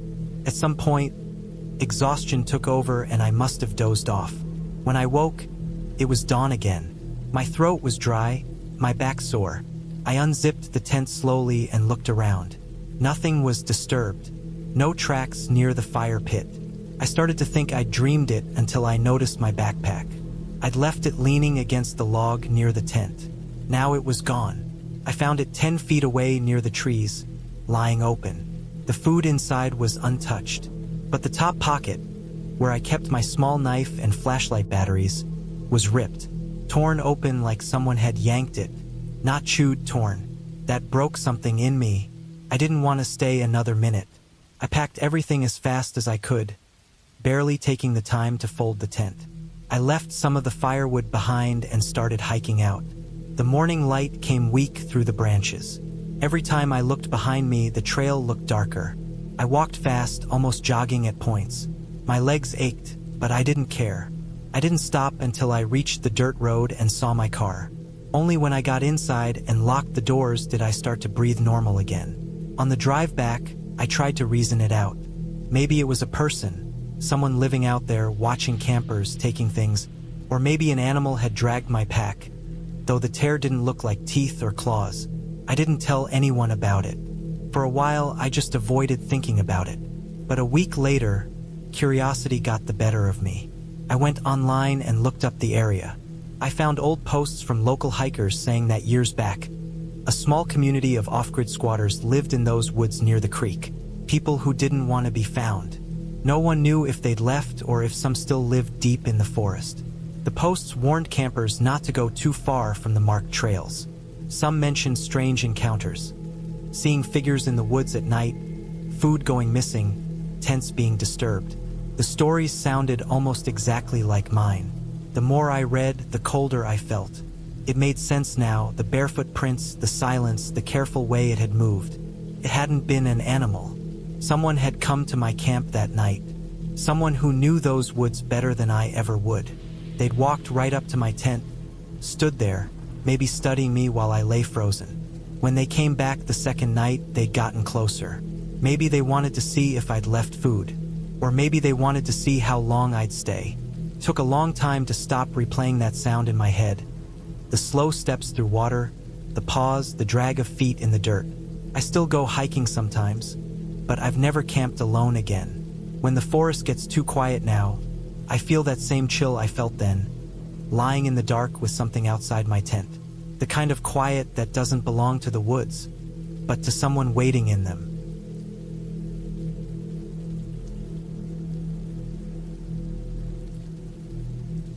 I had always liked being alone in quiet places. It gave me a sense of control, a way to reset when life felt too loud. So when I finally got a few days off work, I decided to take a solo camping trip somewhere far away from people. I didn't want marked campsites or families with RVs parked next to me. I wanted silence, the kind you could almost feel pressing against your ears. I started planning a few weeks earlier. I looked at maps and online forums, trying to find a place that wasn't too crowded. I ended up choosing an area in northern Idaho, near a river that didn't even have a name on Google Maps, just a small blue line cutting through miles of forest. It was about 3 hours from the nearest town and surrounded by unmarked trails and logging roads. A few old hiking posts mentioned the area but called it Dead River. I didn't know if that was a real name or something locals made up, but it sounded remote enough for me. I packed my gear carefully. Tent, sleeping bag, small stove, food for 4 days, 2 knives, a hatchet, bear spray, a first aid kit, flashlight, and my old .22 rifle that I used mostly for target practice. I checked everything twice, filled my truck with gas, and left before sunrise on a Thursday. The plan was to reach the area before noon, hike a couple miles down to the river, and set up camp before it got dark. The drive was long but easy at first. After about an hour, I left the main highway and started driving through back roads that twisted through endless pine forest. The deeper I went, the less I saw of people. The occasional farmhouse disappeared. Then the gravel turned to dirt. The trees got thicker, leaning close to the road like they were swallowing it up. My GPS lost signal after a while, and I switched to an offline map on my phone. The logging road was rough and narrow, and I could feel my truck bouncing hard on every rock. I slowed down and rolled down the window. The smell of pine hit me like something sharp and clean. The air was cool even though it was midsummer. After another hour, I finally reached a small pull-off spot near the river. There was no sign, no camp marker, nothing that said anyone had been there for a long time. I parked the truck under a few trees, shouldered my backpack, and started walking toward the sound of water. The ground sloped steeply down, covered in damp needles and moss. After maybe 15 minutes, I reached the river. It was wider than I expected, slow-moving, brownish from silt, with thick brush along both sides. The banks were soft, and I could see animal prints in the mud. Probably deer or elk, but some were deep and large enough that I couldn't tell for sure. I picked a spot slightly above the riverbank, where the ground was flat and surrounded by a semicircle of trees. There was a small clearing that looked perfect for a tent. I dropped my pack, stretched my back, and started setting up camp. I worked slowly, taking my time. I liked the rhythm of it. Clearing leaves, laying down the tent footprint, securing the stakes, unrolling my sleeping bag, setting up the stove on a rock. The whole process took maybe an hour. When I finally sat down, everything felt right. I could hear the steady flow of the river mixed with distant bird calls. There was no engine noise, no voices, no hum of electricity, just the soft crackle of wind in the trees. I ate a quick lunch of jerky and crackers, then decided to walk upstream. I followed the river for about half a mile, keeping an eye out for good fishing spots. The trail was uneven, and I slipped once on the wet moss. At one point, I came across what looked like an old fire ring made of rocks, blackened with soot. There were a few rusty cans lying around, half buried in dirt. It looked like someone had camped there years ago. I crouched down and brushed away some pine needles, seeing the faint outline of a boot print hardened in the mud. It wasn't fresh, maybe months or years old, but it gave me a strange feeling. I couldn't explain why. Maybe because it reminded me that this place wasn't mine. Someone else had once sat here, probably watching the same river, maybe thinking the same things I was. But now it was empty. The forest had taken it back. I moved on. The air got colder as clouds started to form above the treeline. By late afternoon, the light began to dim, and I headed back to my tent. I gathered some dry wood and lit a small fire before dusk. I cooked a can of beans and watched the river turn black in the fading light. The surface of the water looked like oil, still and heavy. A few times, I thought I heard movement across the river, a splash or a rustle of branches, but every time I looked up, there was nothing there, just trees and shadows. That night was colder than I expected. I zipped myself into my sleeping bag and lay there listening to the forest. The sounds changed as darkness settled. The birds went quiet, replaced by insects and distant cracking noises from somewhere deep in the woods. I tried to tell myself it was just branches or animals. My mind was calm for a while, but around midnight, I woke up suddenly. I didn't know why at first. My heart was beating hard, and the tent felt smaller than before. The forest was quiet now, too quiet. The only sound was the faint hiss of the river. I listened carefully. Then I heard it, a slow, dragging sound, like something being pulled across the ground. It was faint but close. It came from the direction of the riverbank. I held my breath and waited. After a few seconds, it stopped. Then came a soft splash. Something had gone into the water. I stayed still for a long time, gripping the handle of my knife inside the sleeping bag. After maybe 10 minutes, I convinced myself it was an animal, maybe a deer crossing the shallow part. I forced myself to lie back down. Sleep came in short bursts after that. In the morning, everything looked normal. The air was damp, and a thin fog floated above the river. I stepped out of the tent and stretched, shaking off the uneasiness from the night. When I walked down to the river to wash my face, I noticed something strange. Near the waterline, the mud was disturbed. Not in the usual scattered way animals do it, but in a straight, long drag mark that started at the edge of the trees and ended in the water. I squatted down to look closer. The groove was about a foot wide, deep enough that it had cut through the soft mud. There were footprints beside it, not human, not exactly clear, but heavy. Some had the shape of boots, but the pattern was faint. I stood there staring at it for a while, trying to figure it out. Maybe a log had rolled down the slope, I thought. Or maybe someone had been here fishing and dragged gear into the water. I didn't know. I decided not to overthink it. After breakfast, I hiked deeper into the woods to explore. I followed a small game trail that climbed up a hill behind my campsite. From the top, I could see the river twisting like a brown ribbon through the trees. I noticed that there were no signs of people anywhere. No footprints, no trash, nothing. It was total isolation. For most of the day, that peace felt good. I walked for hours, taking photos, studying tracks, and collecting small pieces of driftwood. I returned just before sunset, tired but content. As I came back down to the river, I saw something that made me stop. Across the water, maybe 30 yards away, there was a man standing on the opposite bank. He was half hidden by the trees, wearing dark clothing and a cap pulled low. He wasn't moving, just standing there, facing in my direction. I froze where I was, unsure if he was looking at me or not. My stomach tightened. I lifted my hand to wave, thinking maybe he was another camper. But before I could, he turned around and walked into the trees. I waited for a while, scanning the opposite shore, but he didn't come back. It bothered me more than I wanted to admit. There were no trails or roads on that side of the river as far as I knew. The only way to reach it would have been miles of bushwhacking or coming down from some hidden path. I tried to reason with myself. Maybe he was a hunter or a hiker passing through. Still, something about the way he stood there made my skin crawl. He didn't act lost or surprised. He just stood and stared like he'd been there a long time. That night, I couldn't stop thinking about it. The forest seemed different now, not peaceful but watchful. I didn't light a fire, not wanting to draw attention. I sat in the dark, listening to every crack and whisper. Around midnight, I heard something again. Footsteps, faint but steady. They came from the direction of the river. Slow, deliberate steps through the brush. I could hear twigs snapping under weight. They stopped just beyond the light of my small headlamp. I stayed still, barely breathing. The sound stayed for a minute, then faded away.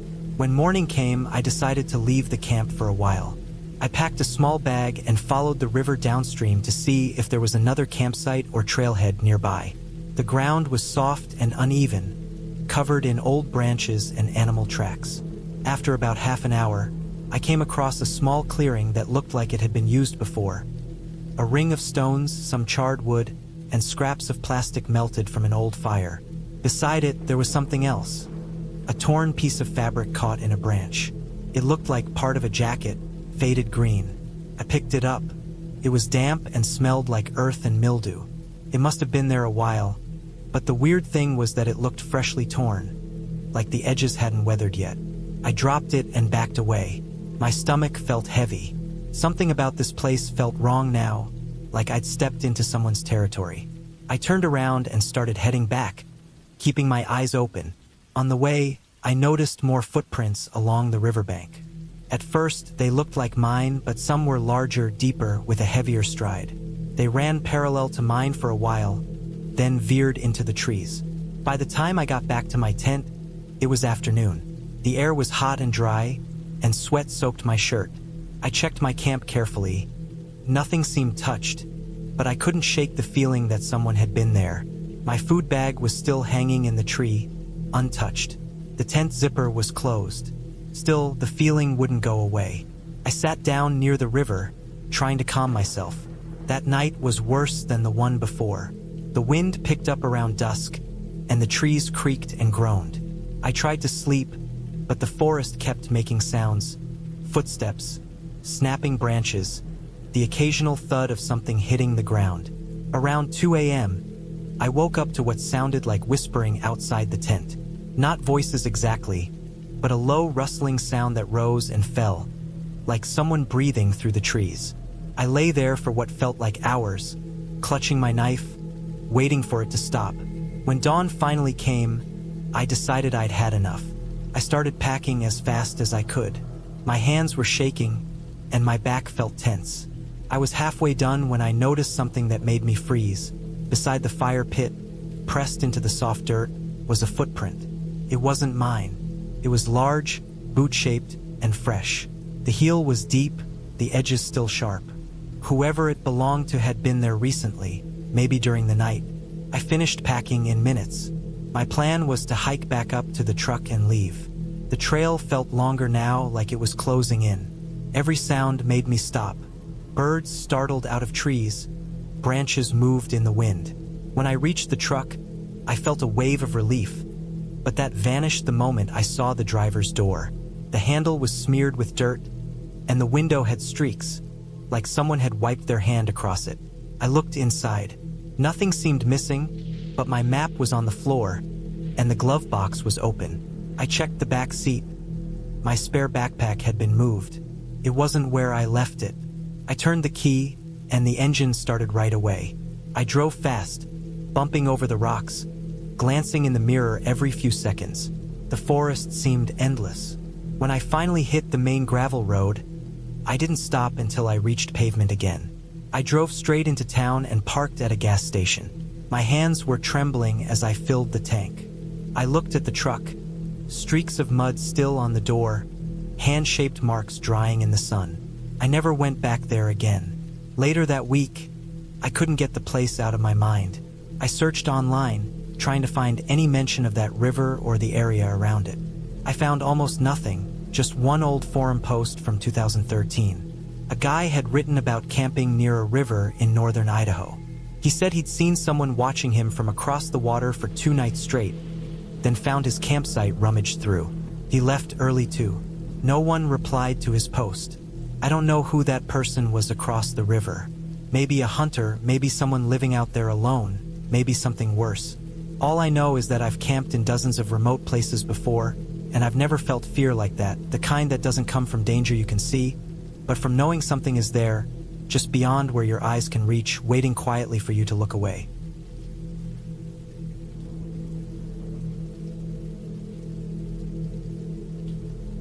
I decided to wait, watching the edge of the clearing. My flashlight cut a narrow circle in the darkness, illuminating small sections of forest at a time. I could hear nothing, no footsteps, no breathing, nothing. The forest seemed to hold its breath. Then, a branch snapped again, much closer this time. My heart jumped into my throat. I reached for my knife instinctively, gripping it tightly, trying to make as little sound as possible. The noise repeated, now in a pattern, deliberate. I could tell something or someone was moving through the trees, circling the clearing. My mind raced. I considered shouting, but I knew that would reveal my exact location, making me a target if it was someone intent on confrontation. Instead, I held my breath and crouched near the fire pit. Flashlight pointed toward the trail I had noticed earlier. Minutes passed like hours. Each time a branch snapped, I thought I was going to see a figure emerge from the trees. I stayed perfectly still, waiting, every nerve in my body tense. Then the person, or whatever it was, made a mistake. A branch broke underfoot much too loudly, too close to the firelight. I turned the flashlight sharply toward the sound and saw a figure, hunched slightly, trying to stay in the shadows. The person froze for a second, then darted behind a tree. My mind screamed at me to run, but I stayed put, thinking that sudden movement could provoke an attack. The minutes crawled by. I kept watching the area, noting any slight movement, listening for any sounds. The figure was cautious, clearly aware I had seen them. I realized I had to act. Slowly, deliberately, I reached for my pack and grabbed my extra water bottle. I poured a stream toward the trees, not to attack, but to create noise and motion, hoping it would signal I was alert and prepared. The figure hesitated, then retreated. I knew that staying in that spot any longer was too dangerous.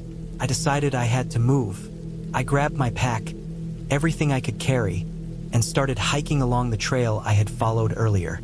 My plan was to reach a small dirt road I had passed in the afternoon, where I could get to my car.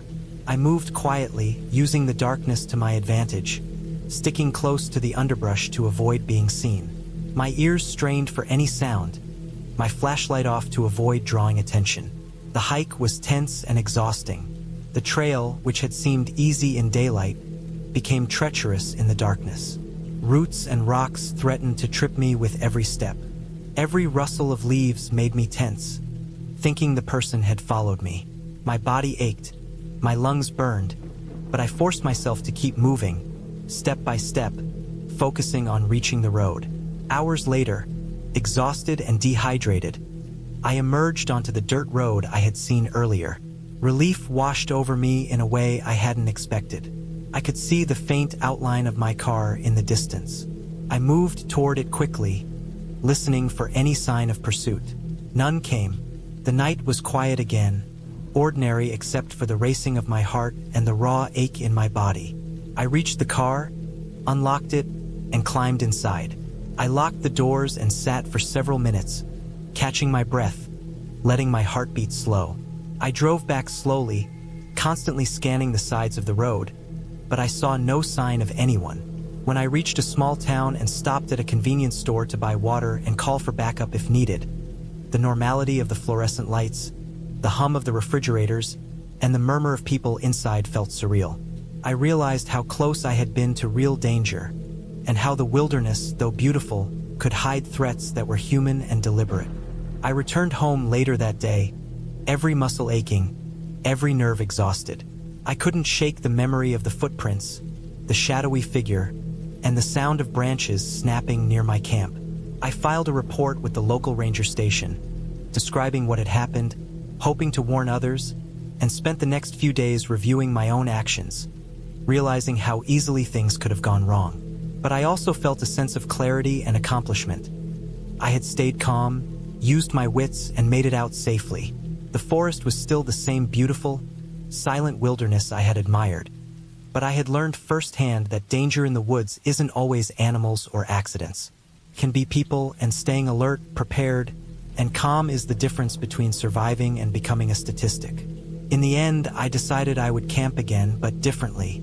I would choose well-populated campgrounds, travel with others, and always have an exit plan.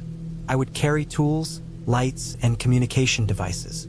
The forest could be breathtaking, but it had taught me a lesson about respect, not just for nature, but for the unknowns that walk quietly among the trees. And even though the fear I had felt that night lingered, it was tempered by knowledge and preparedness. I had survived and I had learned. I had planned this camping trip for months, choosing a remote section of forest I had never visited before. The thought of being completely alone in the wilderness, surrounded only by the trees, the wind, and the occasional animal, was thrilling and a little frightening. I had packed carefully, taking extra food, water, and gear, making sure I had every possible contingency covered. I drove for hours down winding country roads, finally leaving my car near a small trailhead where a barely visible path disappeared into thick pine woods. The air smelled of wet earth and pine sap, the kind of smell that sinks into your clothes and hair and lingers in your memory. The trail started out easy, dry underfoot, with small streams trickling across it in shallow rivulets. I moved at a steady pace, feeling my pack grow heavier with every step, the straps digging into my shoulders. As the sun climbed higher, I realized how isolated I truly was. The sound of cars had vanished hours ago, replaced by birds, the rustle of leaves, and the occasional snap of a twig somewhere out of sight. Occasionally, I saw small animals, squirrels, rabbits, and a few deer grazing in the distance, but no humans. The forest felt alive in a way that was beautiful but also subtly intimidating, as though it was observing me. By mid-afternoon, I found a small clearing near a stream, the ground relatively flat, perfect for setting up a tent. I dropped my pack, letting out a long breath and loosening my shoulders. I set up the tent, hammered stakes into the ground, and arranged my sleeping bag and supplies inside. The forest around me was dense, the trees thick enough that sunlight barely reached the ground except in narrow beams. I gathered wood for a fire, sorting through piles of fallen branches, selecting dry ones that would catch quickly. As evening approached, I built a modest fire, the flames crackling and sending a thin line of smoke upward. I had a small stove and had prepared my dinner, but there was something comforting about sitting by the fire, listening to the wind through the trees, and feeling the warmth on my face. Darkness came faster than I expected. The forest shifted in the dim light, shadows lengthening, forming shapes that seemed real enough to make me glance around nervously. The deeper the darkness settled, the more isolated I felt. Even with the fire, the forest beyond it was an abyss of black, thick and silent except for occasional distant noises. A branch breaking far away, the hoot of an owl, the scurry of a small animal across dry leaves. I tried to keep myself calm, convincing myself that everything out there was ordinary. Raccoons, deer, or other forest animals. But then I noticed something unusual. Near the edge of the clearing, just beyond where the firelight reached, a branch snapped sharply, louder than any small animal would make. I froze, staring into the darkness. For several seconds, nothing happened. I told myself it was probably a deer, maybe two, moving cautiously. Still, my heart rate increased, and a tight knot formed in my stomach. I grabbed my flashlight and swept the beam slowly across the tree line, but nothing moved. I sat closer to the fire, making the flames dance higher by adding more wood. Every small sound seemed magnified in the darkness. The wind rustled the leaves in strange ways, making me think for a moment I saw movement. I reminded myself to stay rational. This was wilderness. Animals were everywhere. No human being would come out here at night. The trail was difficult and the nearest road was miles away.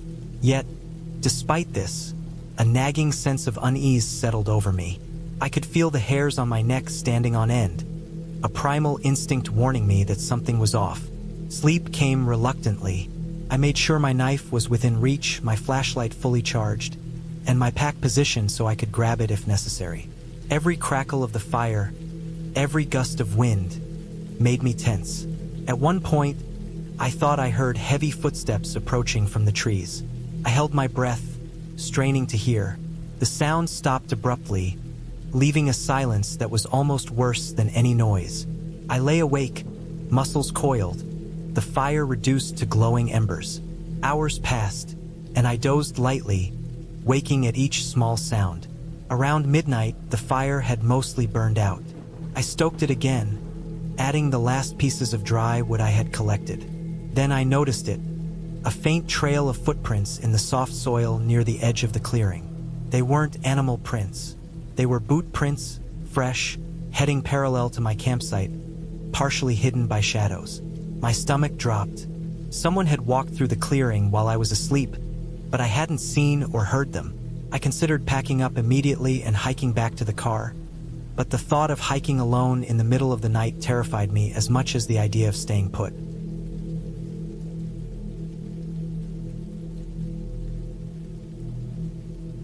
I had always liked being alone in nature. It wasn't about adventure or thrill for me, it was about quiet. Real quiet, the kind that made you hear your own breathing and the hum in your ears. So, when I planned that solo camping trip to Black Pine Ridge, I didn't think much about danger. I had camped before, but never alone and never that far out. I guess that was part of why I wanted to go there. It was late summer, warm but not too hot. and the park's website said the area was lightly visited. That sounded perfect. I didn't want people nearby. I wanted to feel like I was out there on my own, away from everything. I drove out early on a Friday morning. The last half hour was on a narrow gravel road that wound between pine trees and faded brown hills. There were signs for hunting areas and forest boundaries, but not much else. When I reached the parking spot that marked the start of the trail, there were no other cars. The air smelled like pine and dry dust, and I could hear insects buzzing in the brush. Felt like stepping out of the world. I packed up my backpack, strapped the tent to the bottom, and started walking. The first few miles were calm. The trail went uphill through thin trees, crossed a few creeks that had almost dried up, and then opened into a wide stretch of rocky land with patches of yellow grass. My boots crunched over the gravel, and each step echoed in the still air. I could see the mountains in the distance, dark, blue-gray shapes that seemed far and endless. I stopped a few times to drink water and eat trail mix. There was something peaceful about hearing nothing but wind and the soft creaking of trees. Around noon, I reached a flat area that looked like a good place to camp. It was beside a small creek that ran through a narrow dip in the land. The water was shallow but clear, and there were tall pines surrounding it on 3 sides. I decided that was good enough.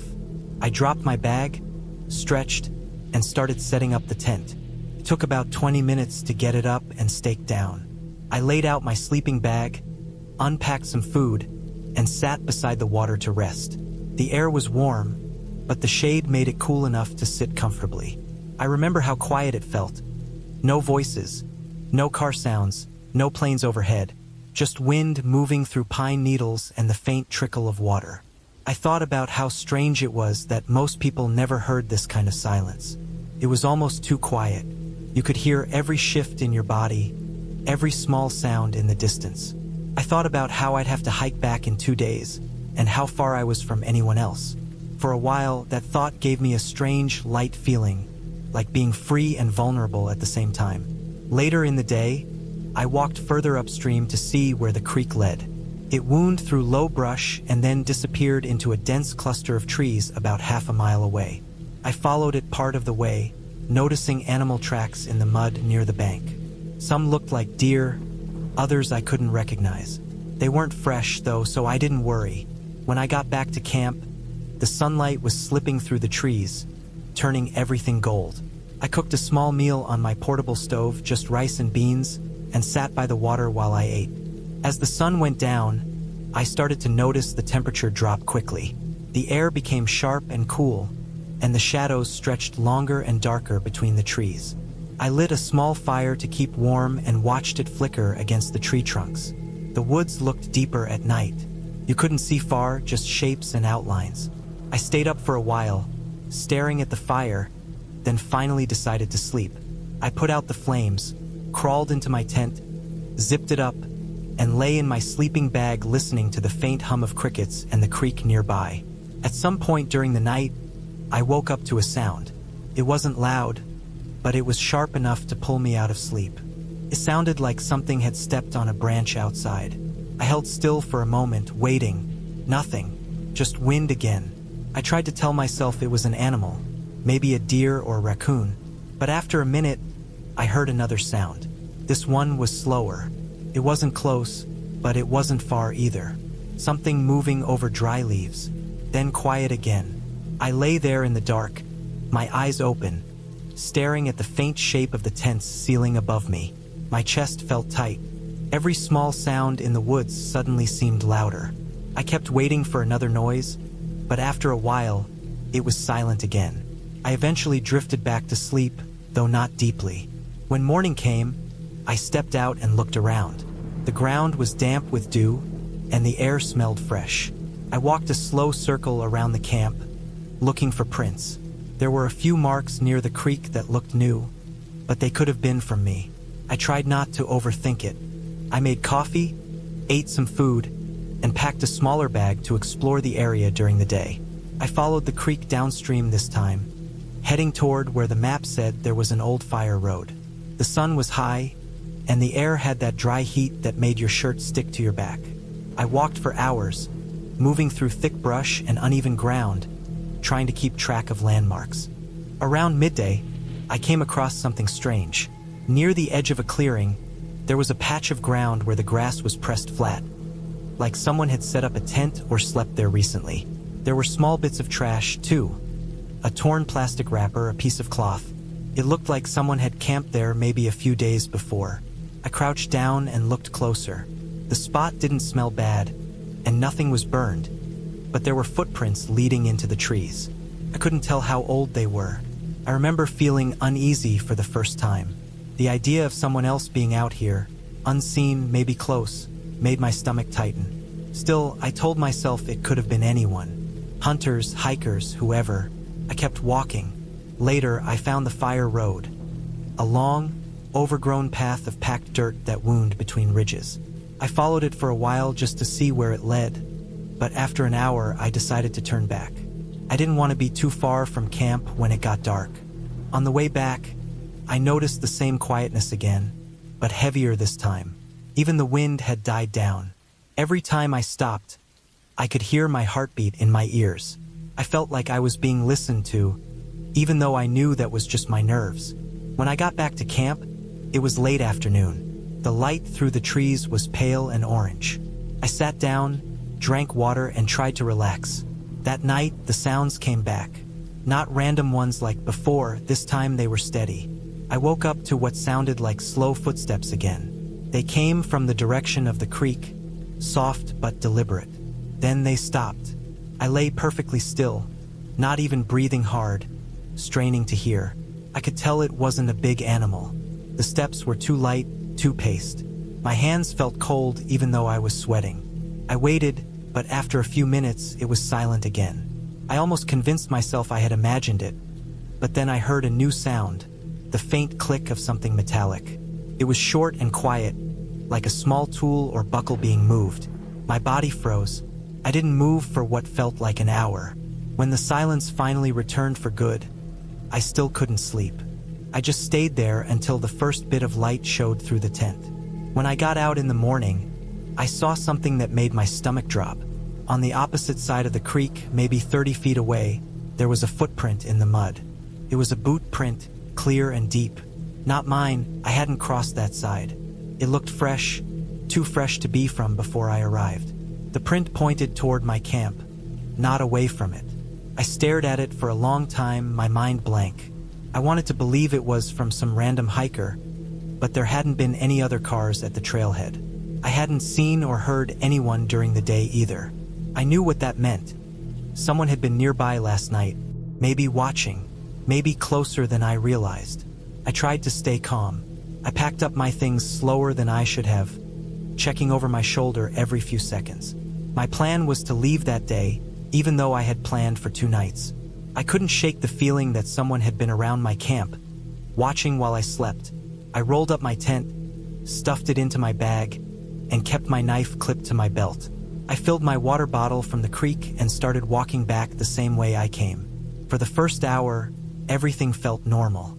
The sun was bright, the air was still, but as I got deeper into the trail, I started noticing small things that made me uneasy again. A few sticks snapped behind me when I stopped. A bird flew out suddenly from a bush ahead and startled me so badly I stumbled backward. My nerves were wrecked. Every sound made me turn. Then, not far from where the trail curved down toward the ridge, I saw something that made my stomach twist. In the dirt ahead, there were footprints, fresh ones, boot prints, the same pattern as the one I saw by the creek. They were on top of mine from the day before, following my trail back from the camp. That meant whoever made them had come from my camp after I left it the first day, and had followed the same path. I stared at the prints, heart pounding. There was no one in sight. The woods around me were silent, but I felt like the air had changed, heavier, watching. I didn't run, but I walked faster. My backpack bounced against me, and sweat dripped down my neck. I kept glancing over my shoulder, seeing nothing but trees. Every now and then, I swore I could hear something faint behind me, like leaves brushing or slow steps matching mine. I tried to tell myself it was just the wind, but there was no wind anymore. By late afternoon, I reached the last section of trail that led to the parking area. I could almost see the glint of my car through the trees. My legs ached, but I didn't stop. I remember hearing one more noise before I stepped out into the open. A soft crunch behind me, very close. I didn't turn around. I just kept walking faster until I was by the car, fumbling for the keys with shaking hands. I threw my pack in the back seat, got inside, and locked the doors. I sat there, staring through the windshield at the trail entrance, breathing hard. The woods were still. Nothing moved, but I couldn't shake the feeling that someone was standing just beyond where I could see, hidden in the shade of the trees, watching me leave. I started the car and drove out fast, tires spitting gravel. I didn't stop until I reached the main road miles away. Even then, I kept checking the rearview mirror. My hands wouldn't stop shaking. The entire drive home, I tried to come up with an explanation. Maybe it was a hunter, maybe someone living rough in the woods. But the truth is, whoever it was, they had been close to me while I slept. Close enough to leave footprints pointing straight toward my tent. And I'll never know what they wanted or how long they had been watching. I didn't go back to the woods after that. Not even small hikes. Sometimes at night, I still think about how quiet it was out there. How easy it would be for someone to move without being seen. How the sound of a single branch breaking can change everything. Can make you realize just how alone you really are.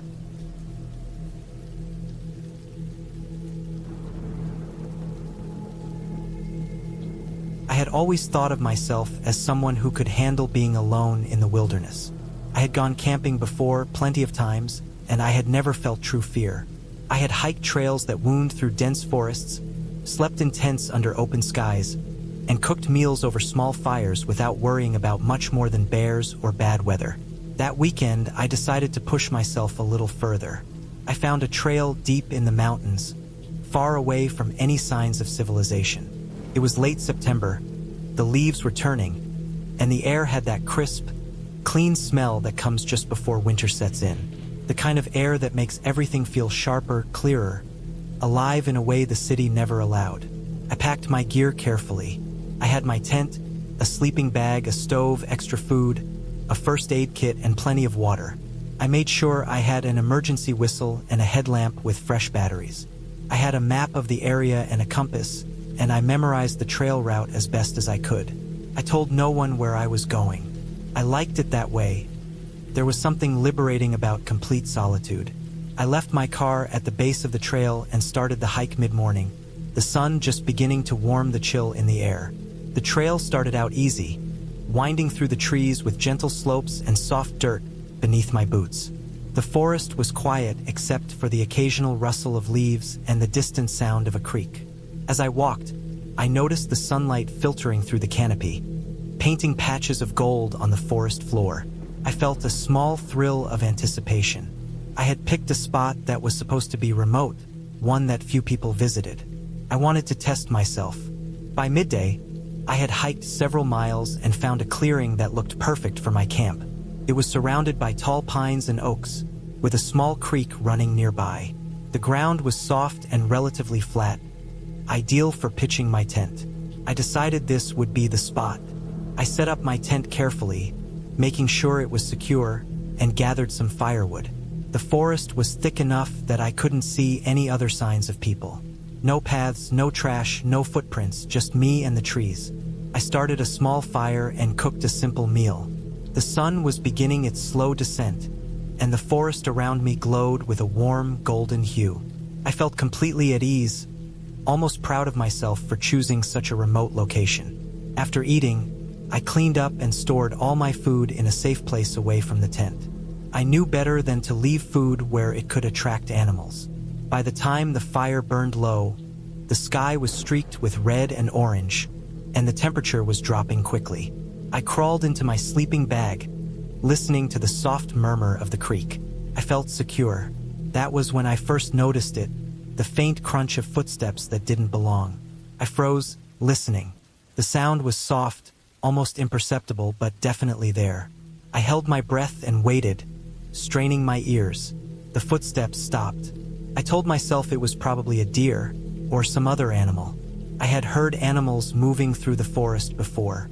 Still, the sound had seemed deliberate, like something large and heavy walking on purpose. The night deepened, and the forest grew darker. My headlamp cast a small circle of light in the tent, but beyond that, the world was black.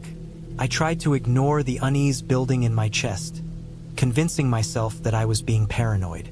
Then I heard it again, closer this time. A heavy, deliberate step, followed by another. My stomach clenched. This wasn't an animal. I had spent enough time in the wilderness to know the difference between wildlife and something human. I stayed still, every sense on high alert. The footsteps circled the perimeter of the clearing. I could hear the crunch of leaves, the faint snap of twigs under weight, moving deliberately around my camp. My heart pounded in my chest. I wanted to reach for my knife, but I didn't want to make a sound. I considered calling out, but for what? I was completely alone. There was no one for miles. I thought about the layout of the area. The creek was behind me, trees all around, and the only path back to my car was several miles away. My mind raced through every possibility. Someone could have followed me here. Someone could be waiting to see if I was alone. I had no idea who, and that uncertainty made it worse. I stayed in the tent, barely breathing, listening as the footsteps continued their slow, methodical circling. It felt like hours, though in reality it was probably only 30 minutes. Then they stopped. Complete silence, except for the creak and the rustle of wind through the trees. I considered making a run for it, but I knew that would be dangerous. Whoever was out there knew the terrain. They would have an advantage over me. As I lay there, I thought about my options. I had a small stove and enough food to last another day, but that didn't matter if I didn't make it through the night. I remembered the whistle in my pack. I could blow it, but I knew that whoever was out there could hear it and come closer. I could try to make a run for the car, but it was dark, and the trail was narrow and uneven. I was trapped in a way that made my skin crawl. Then I heard something else. A faint voice, not speaking words, but a low, soft humming. It was difficult to place, almost indistinguishable from the wind, but I knew it wasn't natural. My heart froze. The footsteps started again, closer this time, circling in a wider radius. I could hear heavy breathing now, slow and controlled. Whoever it was, they were big, deliberate, and very careful not to make too much noise. I stayed as still as possible, holding my breath, trying to become invisible. I remembered every tip I had read about wilderness survival, about staying calm, not panicking, and thinking through actions carefully. I checked my knife. It was small but sharp. My phone had no signal. The only option was to wait, stay quiet, and hope that the person wasn't armed or interested in me beyond curiosity. Hours passed. I couldn't tell if it was an hour or more. My mind raced with every possible scenario. I tried to think rationally. The person or people would eventually leave. They had no reason to stay if I didn't engage. I kept telling myself that. I reminded myself that the forest was vast and that even if someone was following me, they would not want to stay in one place too long. Around 3 in the morning, the movements finally stopped. The forest returned to its usual sounds. The creek flowing, the wind through the trees, and the occasional rustle of an animal. I waited for what felt like another hour, making sure the intruder had left, before slowly, carefully, peeking out of the tent. There was no one there. The clearing was empty. The fire burned down to embers, and everything looked normal. I knew I couldn't stay. The experience had broken the sense of safety I had felt earlier. I packed my tent and gear silently, moving quickly but carefully so as not to make any noise. I kept my knife in hand and my eyes scanning every shadow. I followed the trail back toward my car, my ears straining for any sound of pursuit. Every snapped twig or rustle of leaves made my heart jump. I walked faster, almost running in some stretches, until the first hints of daylight broke through the trees. By mid-morning, I reached the car. I checked the back seat and all around, making sure no one had followed me onto the road. Everything was clear. I locked the doors and sat in the car for a long time, trying to calm my racing heart. I thought about what had happened. I didn't know who it was, why they were there, or if they had been watching me from the moment I arrived. I realized how lucky I was to have stayed calm, to have thought through my actions, and to have not panicked. I drove away slowly, still scanning the roadside and the forest edge. When I reached a gas station and stepped inside, I finally allowed myself to breathe normally. I called a friend, told them I was okay, and finally, I started to feel relief. I decided then that I would not return to that trail. I realized that no adventure was worth putting myself at risk against someone who had no concern for my safety. The incident stayed with me for months. I thought about it constantly, replaying the footsteps, the circling, and the low hum that had made my skin crawl. I researched the area and learned that it was known for occasional trespassers and hunters who did not always follow the rules. I realized that what had scared me was not the wilderness itself, but the presence of someone else. Someone who had meant me harm, or at least intended to intimidate me. In the end, I learned something important. The wilderness was beautiful and powerful, but no amount of preparation could protect against every danger. The lesson was simple. Respect the forest, prepare for the elements, but also respect the fact that humans can be unpredictable and dangerous. I never camped in that area again, but I didn't stop camping altogether. I became more cautious, more aware, and more respectful of my surroundings. I chose trails with more people, told friends where I was going, and always carried multiple ways to signal for help. The fear I experienced that night never completely left me, but it shaped me, taught me patience, caution, and the value of thinking clearly under pressure. I understood that real danger does not come from the unknown or the supernatural. It comes from the real, tangible world, from human beings with intentions you cannot always predict.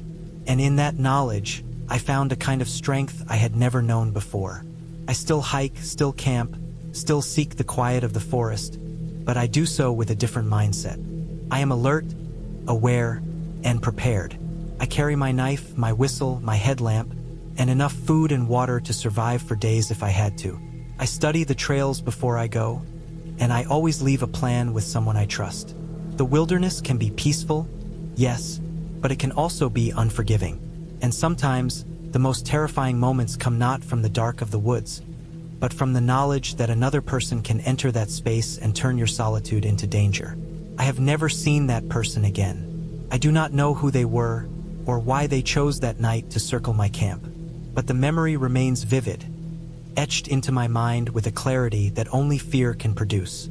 And every time I step into a forest now, I carry that night with me, not as a shadow over my adventures, but as a guide, a reminder to respect both the wilderness and the unpredictable nature of people within it.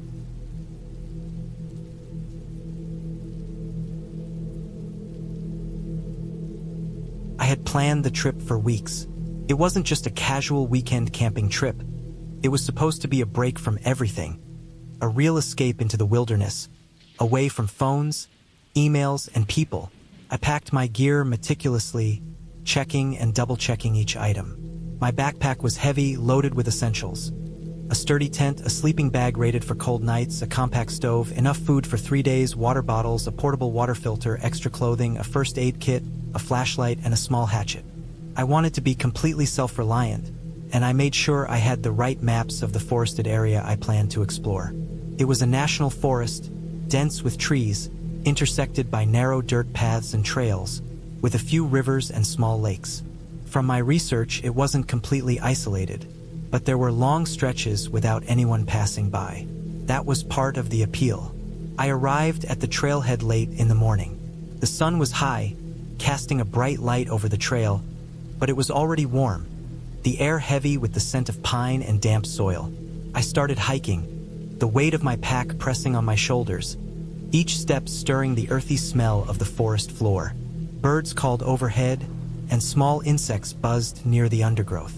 The trail was uneven, roots snaking across it like veins, and I had to watch each step carefully to avoid twisting an ankle. After about 2 hours, I reached a small clearing I had scouted on the map.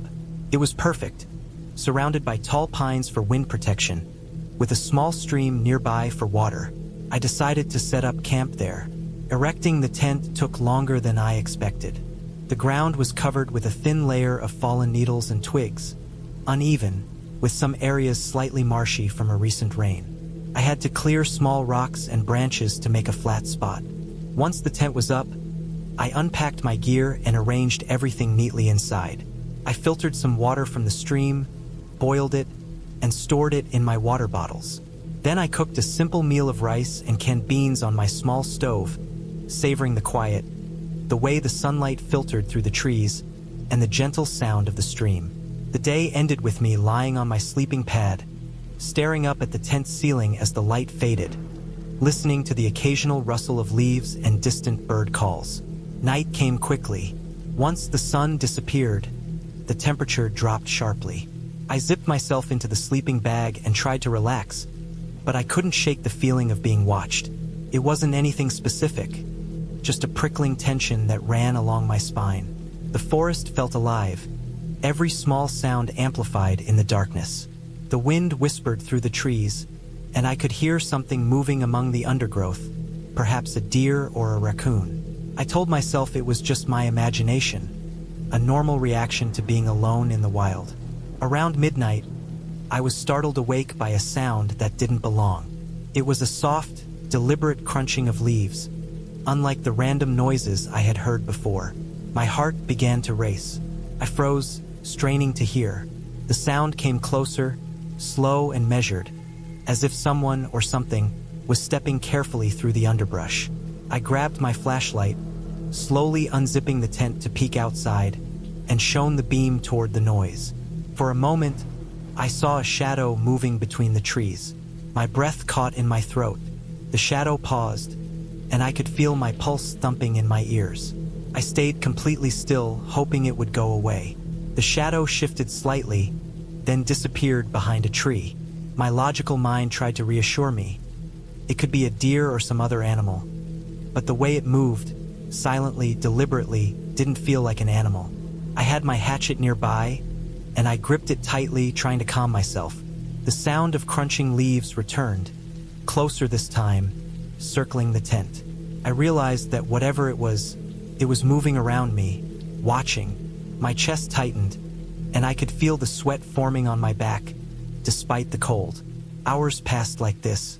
I barely slept, listening to every snap of a twig, every rustle of leaves. The forest, once peaceful and beautiful, now felt threatening. I couldn't shake the feeling that someone or something was tracking me. Dawn seemed to take forever, the first light a relief I had never appreciated so much. When the sun finally began to rise, I peeked outside. The forest looked normal in the light, no shadow, no figure. The previous night's fear felt almost unreal. I decided not to linger. I packed up quickly, my hands shaking from the lack of sleep. I tried to stay calm, reminding myself to stick to the main trail and not to wander off. As I walked, I noticed subtle signs that someone had been near my camp. Footprints in the damp soil, disturbed branches, and broken twigs. They weren't fresh, but they were recent enough to make me uneasy. My mind raced with scenarios, but I pushed them aside. I needed to focus on getting out safely. Mid-morning, I reached a fork in the trail. I hesitated, trying to recall which direction the map indicated. While I studied it, I heard a faint sound behind me, a snapping branch. I froze again, heart hammering. It was too deliberate to be an animal. I swung my head around, scanning the trees. A figure moved between the trunks, barely visible, wearing dark clothing that blended with the forest. Panic surged. I started walking faster, trying to appear calm, but the figure seemed to match my pace, always at the edge of my vision. I had planned the trip for weeks. It wasn't just a casual weekend camping trip.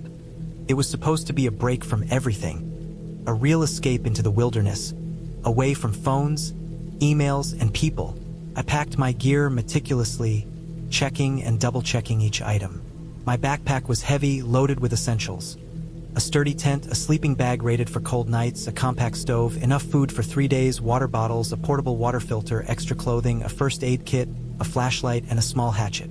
I wanted to be completely self-reliant, and I made sure I had the right maps of the forested area I planned to explore.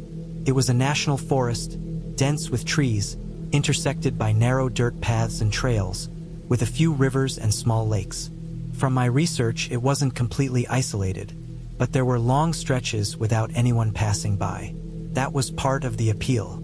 I arrived at the trailhead late in the morning. The sun was high, casting a bright light over the trail, but it was already warm, the air heavy with the scent of pine and damp soil.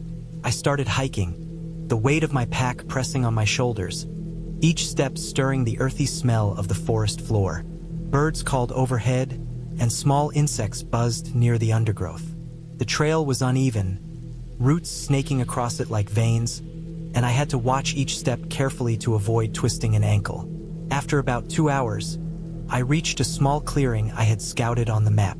It was perfect, surrounded by tall pines for wind protection, with a small stream nearby for water. I decided to set up camp there. Erecting the tent took longer than I expected. The ground was covered with a thin layer of fallen needles and twigs, uneven, with some areas slightly marshy from a recent rain. I had to clear small rocks and branches to make a flat spot. Once the tent was up, I unpacked my gear and arranged everything neatly inside. I filtered some water from the stream, boiled it, and stored it in my water bottles. Then I cooked a simple meal of rice and canned beans on my small stove, savoring the quiet, the way the sunlight filtered through the trees, and the gentle sound of the stream. The day ended with me lying on my sleeping pad, staring up at the tent ceiling as the light faded, listening to the occasional rustle of leaves and distant bird calls. Night came quickly. Once the sun disappeared, the temperature dropped sharply. I zipped myself into the sleeping bag and tried to relax, but I couldn't shake the feeling of being watched. It wasn't anything specific, just a prickling tension that ran along my spine. The forest felt alive, every small sound amplified in the darkness. The wind whispered through the trees, and I could hear something moving among the undergrowth, perhaps a deer or a raccoon. I told myself it was just my imagination, a normal reaction to being alone in the wild.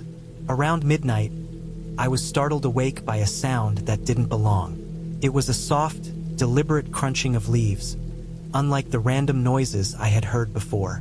My heart began to race. I froze, straining to hear. The sound came closer, slow and measured, as if someone or something was stepping carefully through the underbrush. I grabbed my flashlight, slowly unzipping the tent to peek outside, and shone the beam toward the noise. For a moment, I saw a shadow moving between the trees. My breath caught in my throat. The shadow paused, and I could feel my pulse thumping in my ears. I stayed completely still, hoping it would go away. The shadow shifted slightly, then disappeared behind a tree. My logical mind tried to reassure me. It could be a deer or some other animal. But the way it moved, silently, deliberately, didn't feel like an animal. I had my hatchet nearby, and I gripped it tightly, trying to calm myself. The sound of crunching leaves returned, closer this time, circling the tent. I realized that whatever it was moving around me, watching. My chest tightened, and I could feel the sweat forming on my back, despite the cold. Hours passed like this. I barely slept, listening to every snap of a twig, every rustle of leaves. The forest, once peaceful and beautiful, now felt threatening. I couldn't shake the feeling that someone or something was tracking me. Dawn seemed to take forever, the first light a relief I had never appreciated so much. When the sun finally began to rise, I peeked outside. The forest looked normal in the light, no shadow, no figure. The previous night's fear felt almost unreal. I decided not to linger. I packed up quickly, my hands shaking from the lack of sleep. I tried to stay calm, reminding myself to stick to the main trail and not to wander off. As I walked, I noticed subtle signs that someone had been near my camp. Footprints in the damp soil, disturbed branches, and broken twigs. They weren't fresh, but they were recent enough to make me uneasy. My mind raced with scenarios, but I pushed them aside. I needed to focus on getting out safely. Mid-morning, I reached a fork in the trail. I hesitated, trying to recall which direction the map indicated. While I studied it, I heard a faint sound behind me, a snapping branch. I froze again, heart hammering. It was too deliberate to be an animal. I swung my head around, scanning the trees. A figure moved between the trunks, barely visible, wearing dark clothing that blended with the forest. Panic surged. I started walking faster, trying to appear calm, but the figure seemed to match my pace, always at the edge of my vision.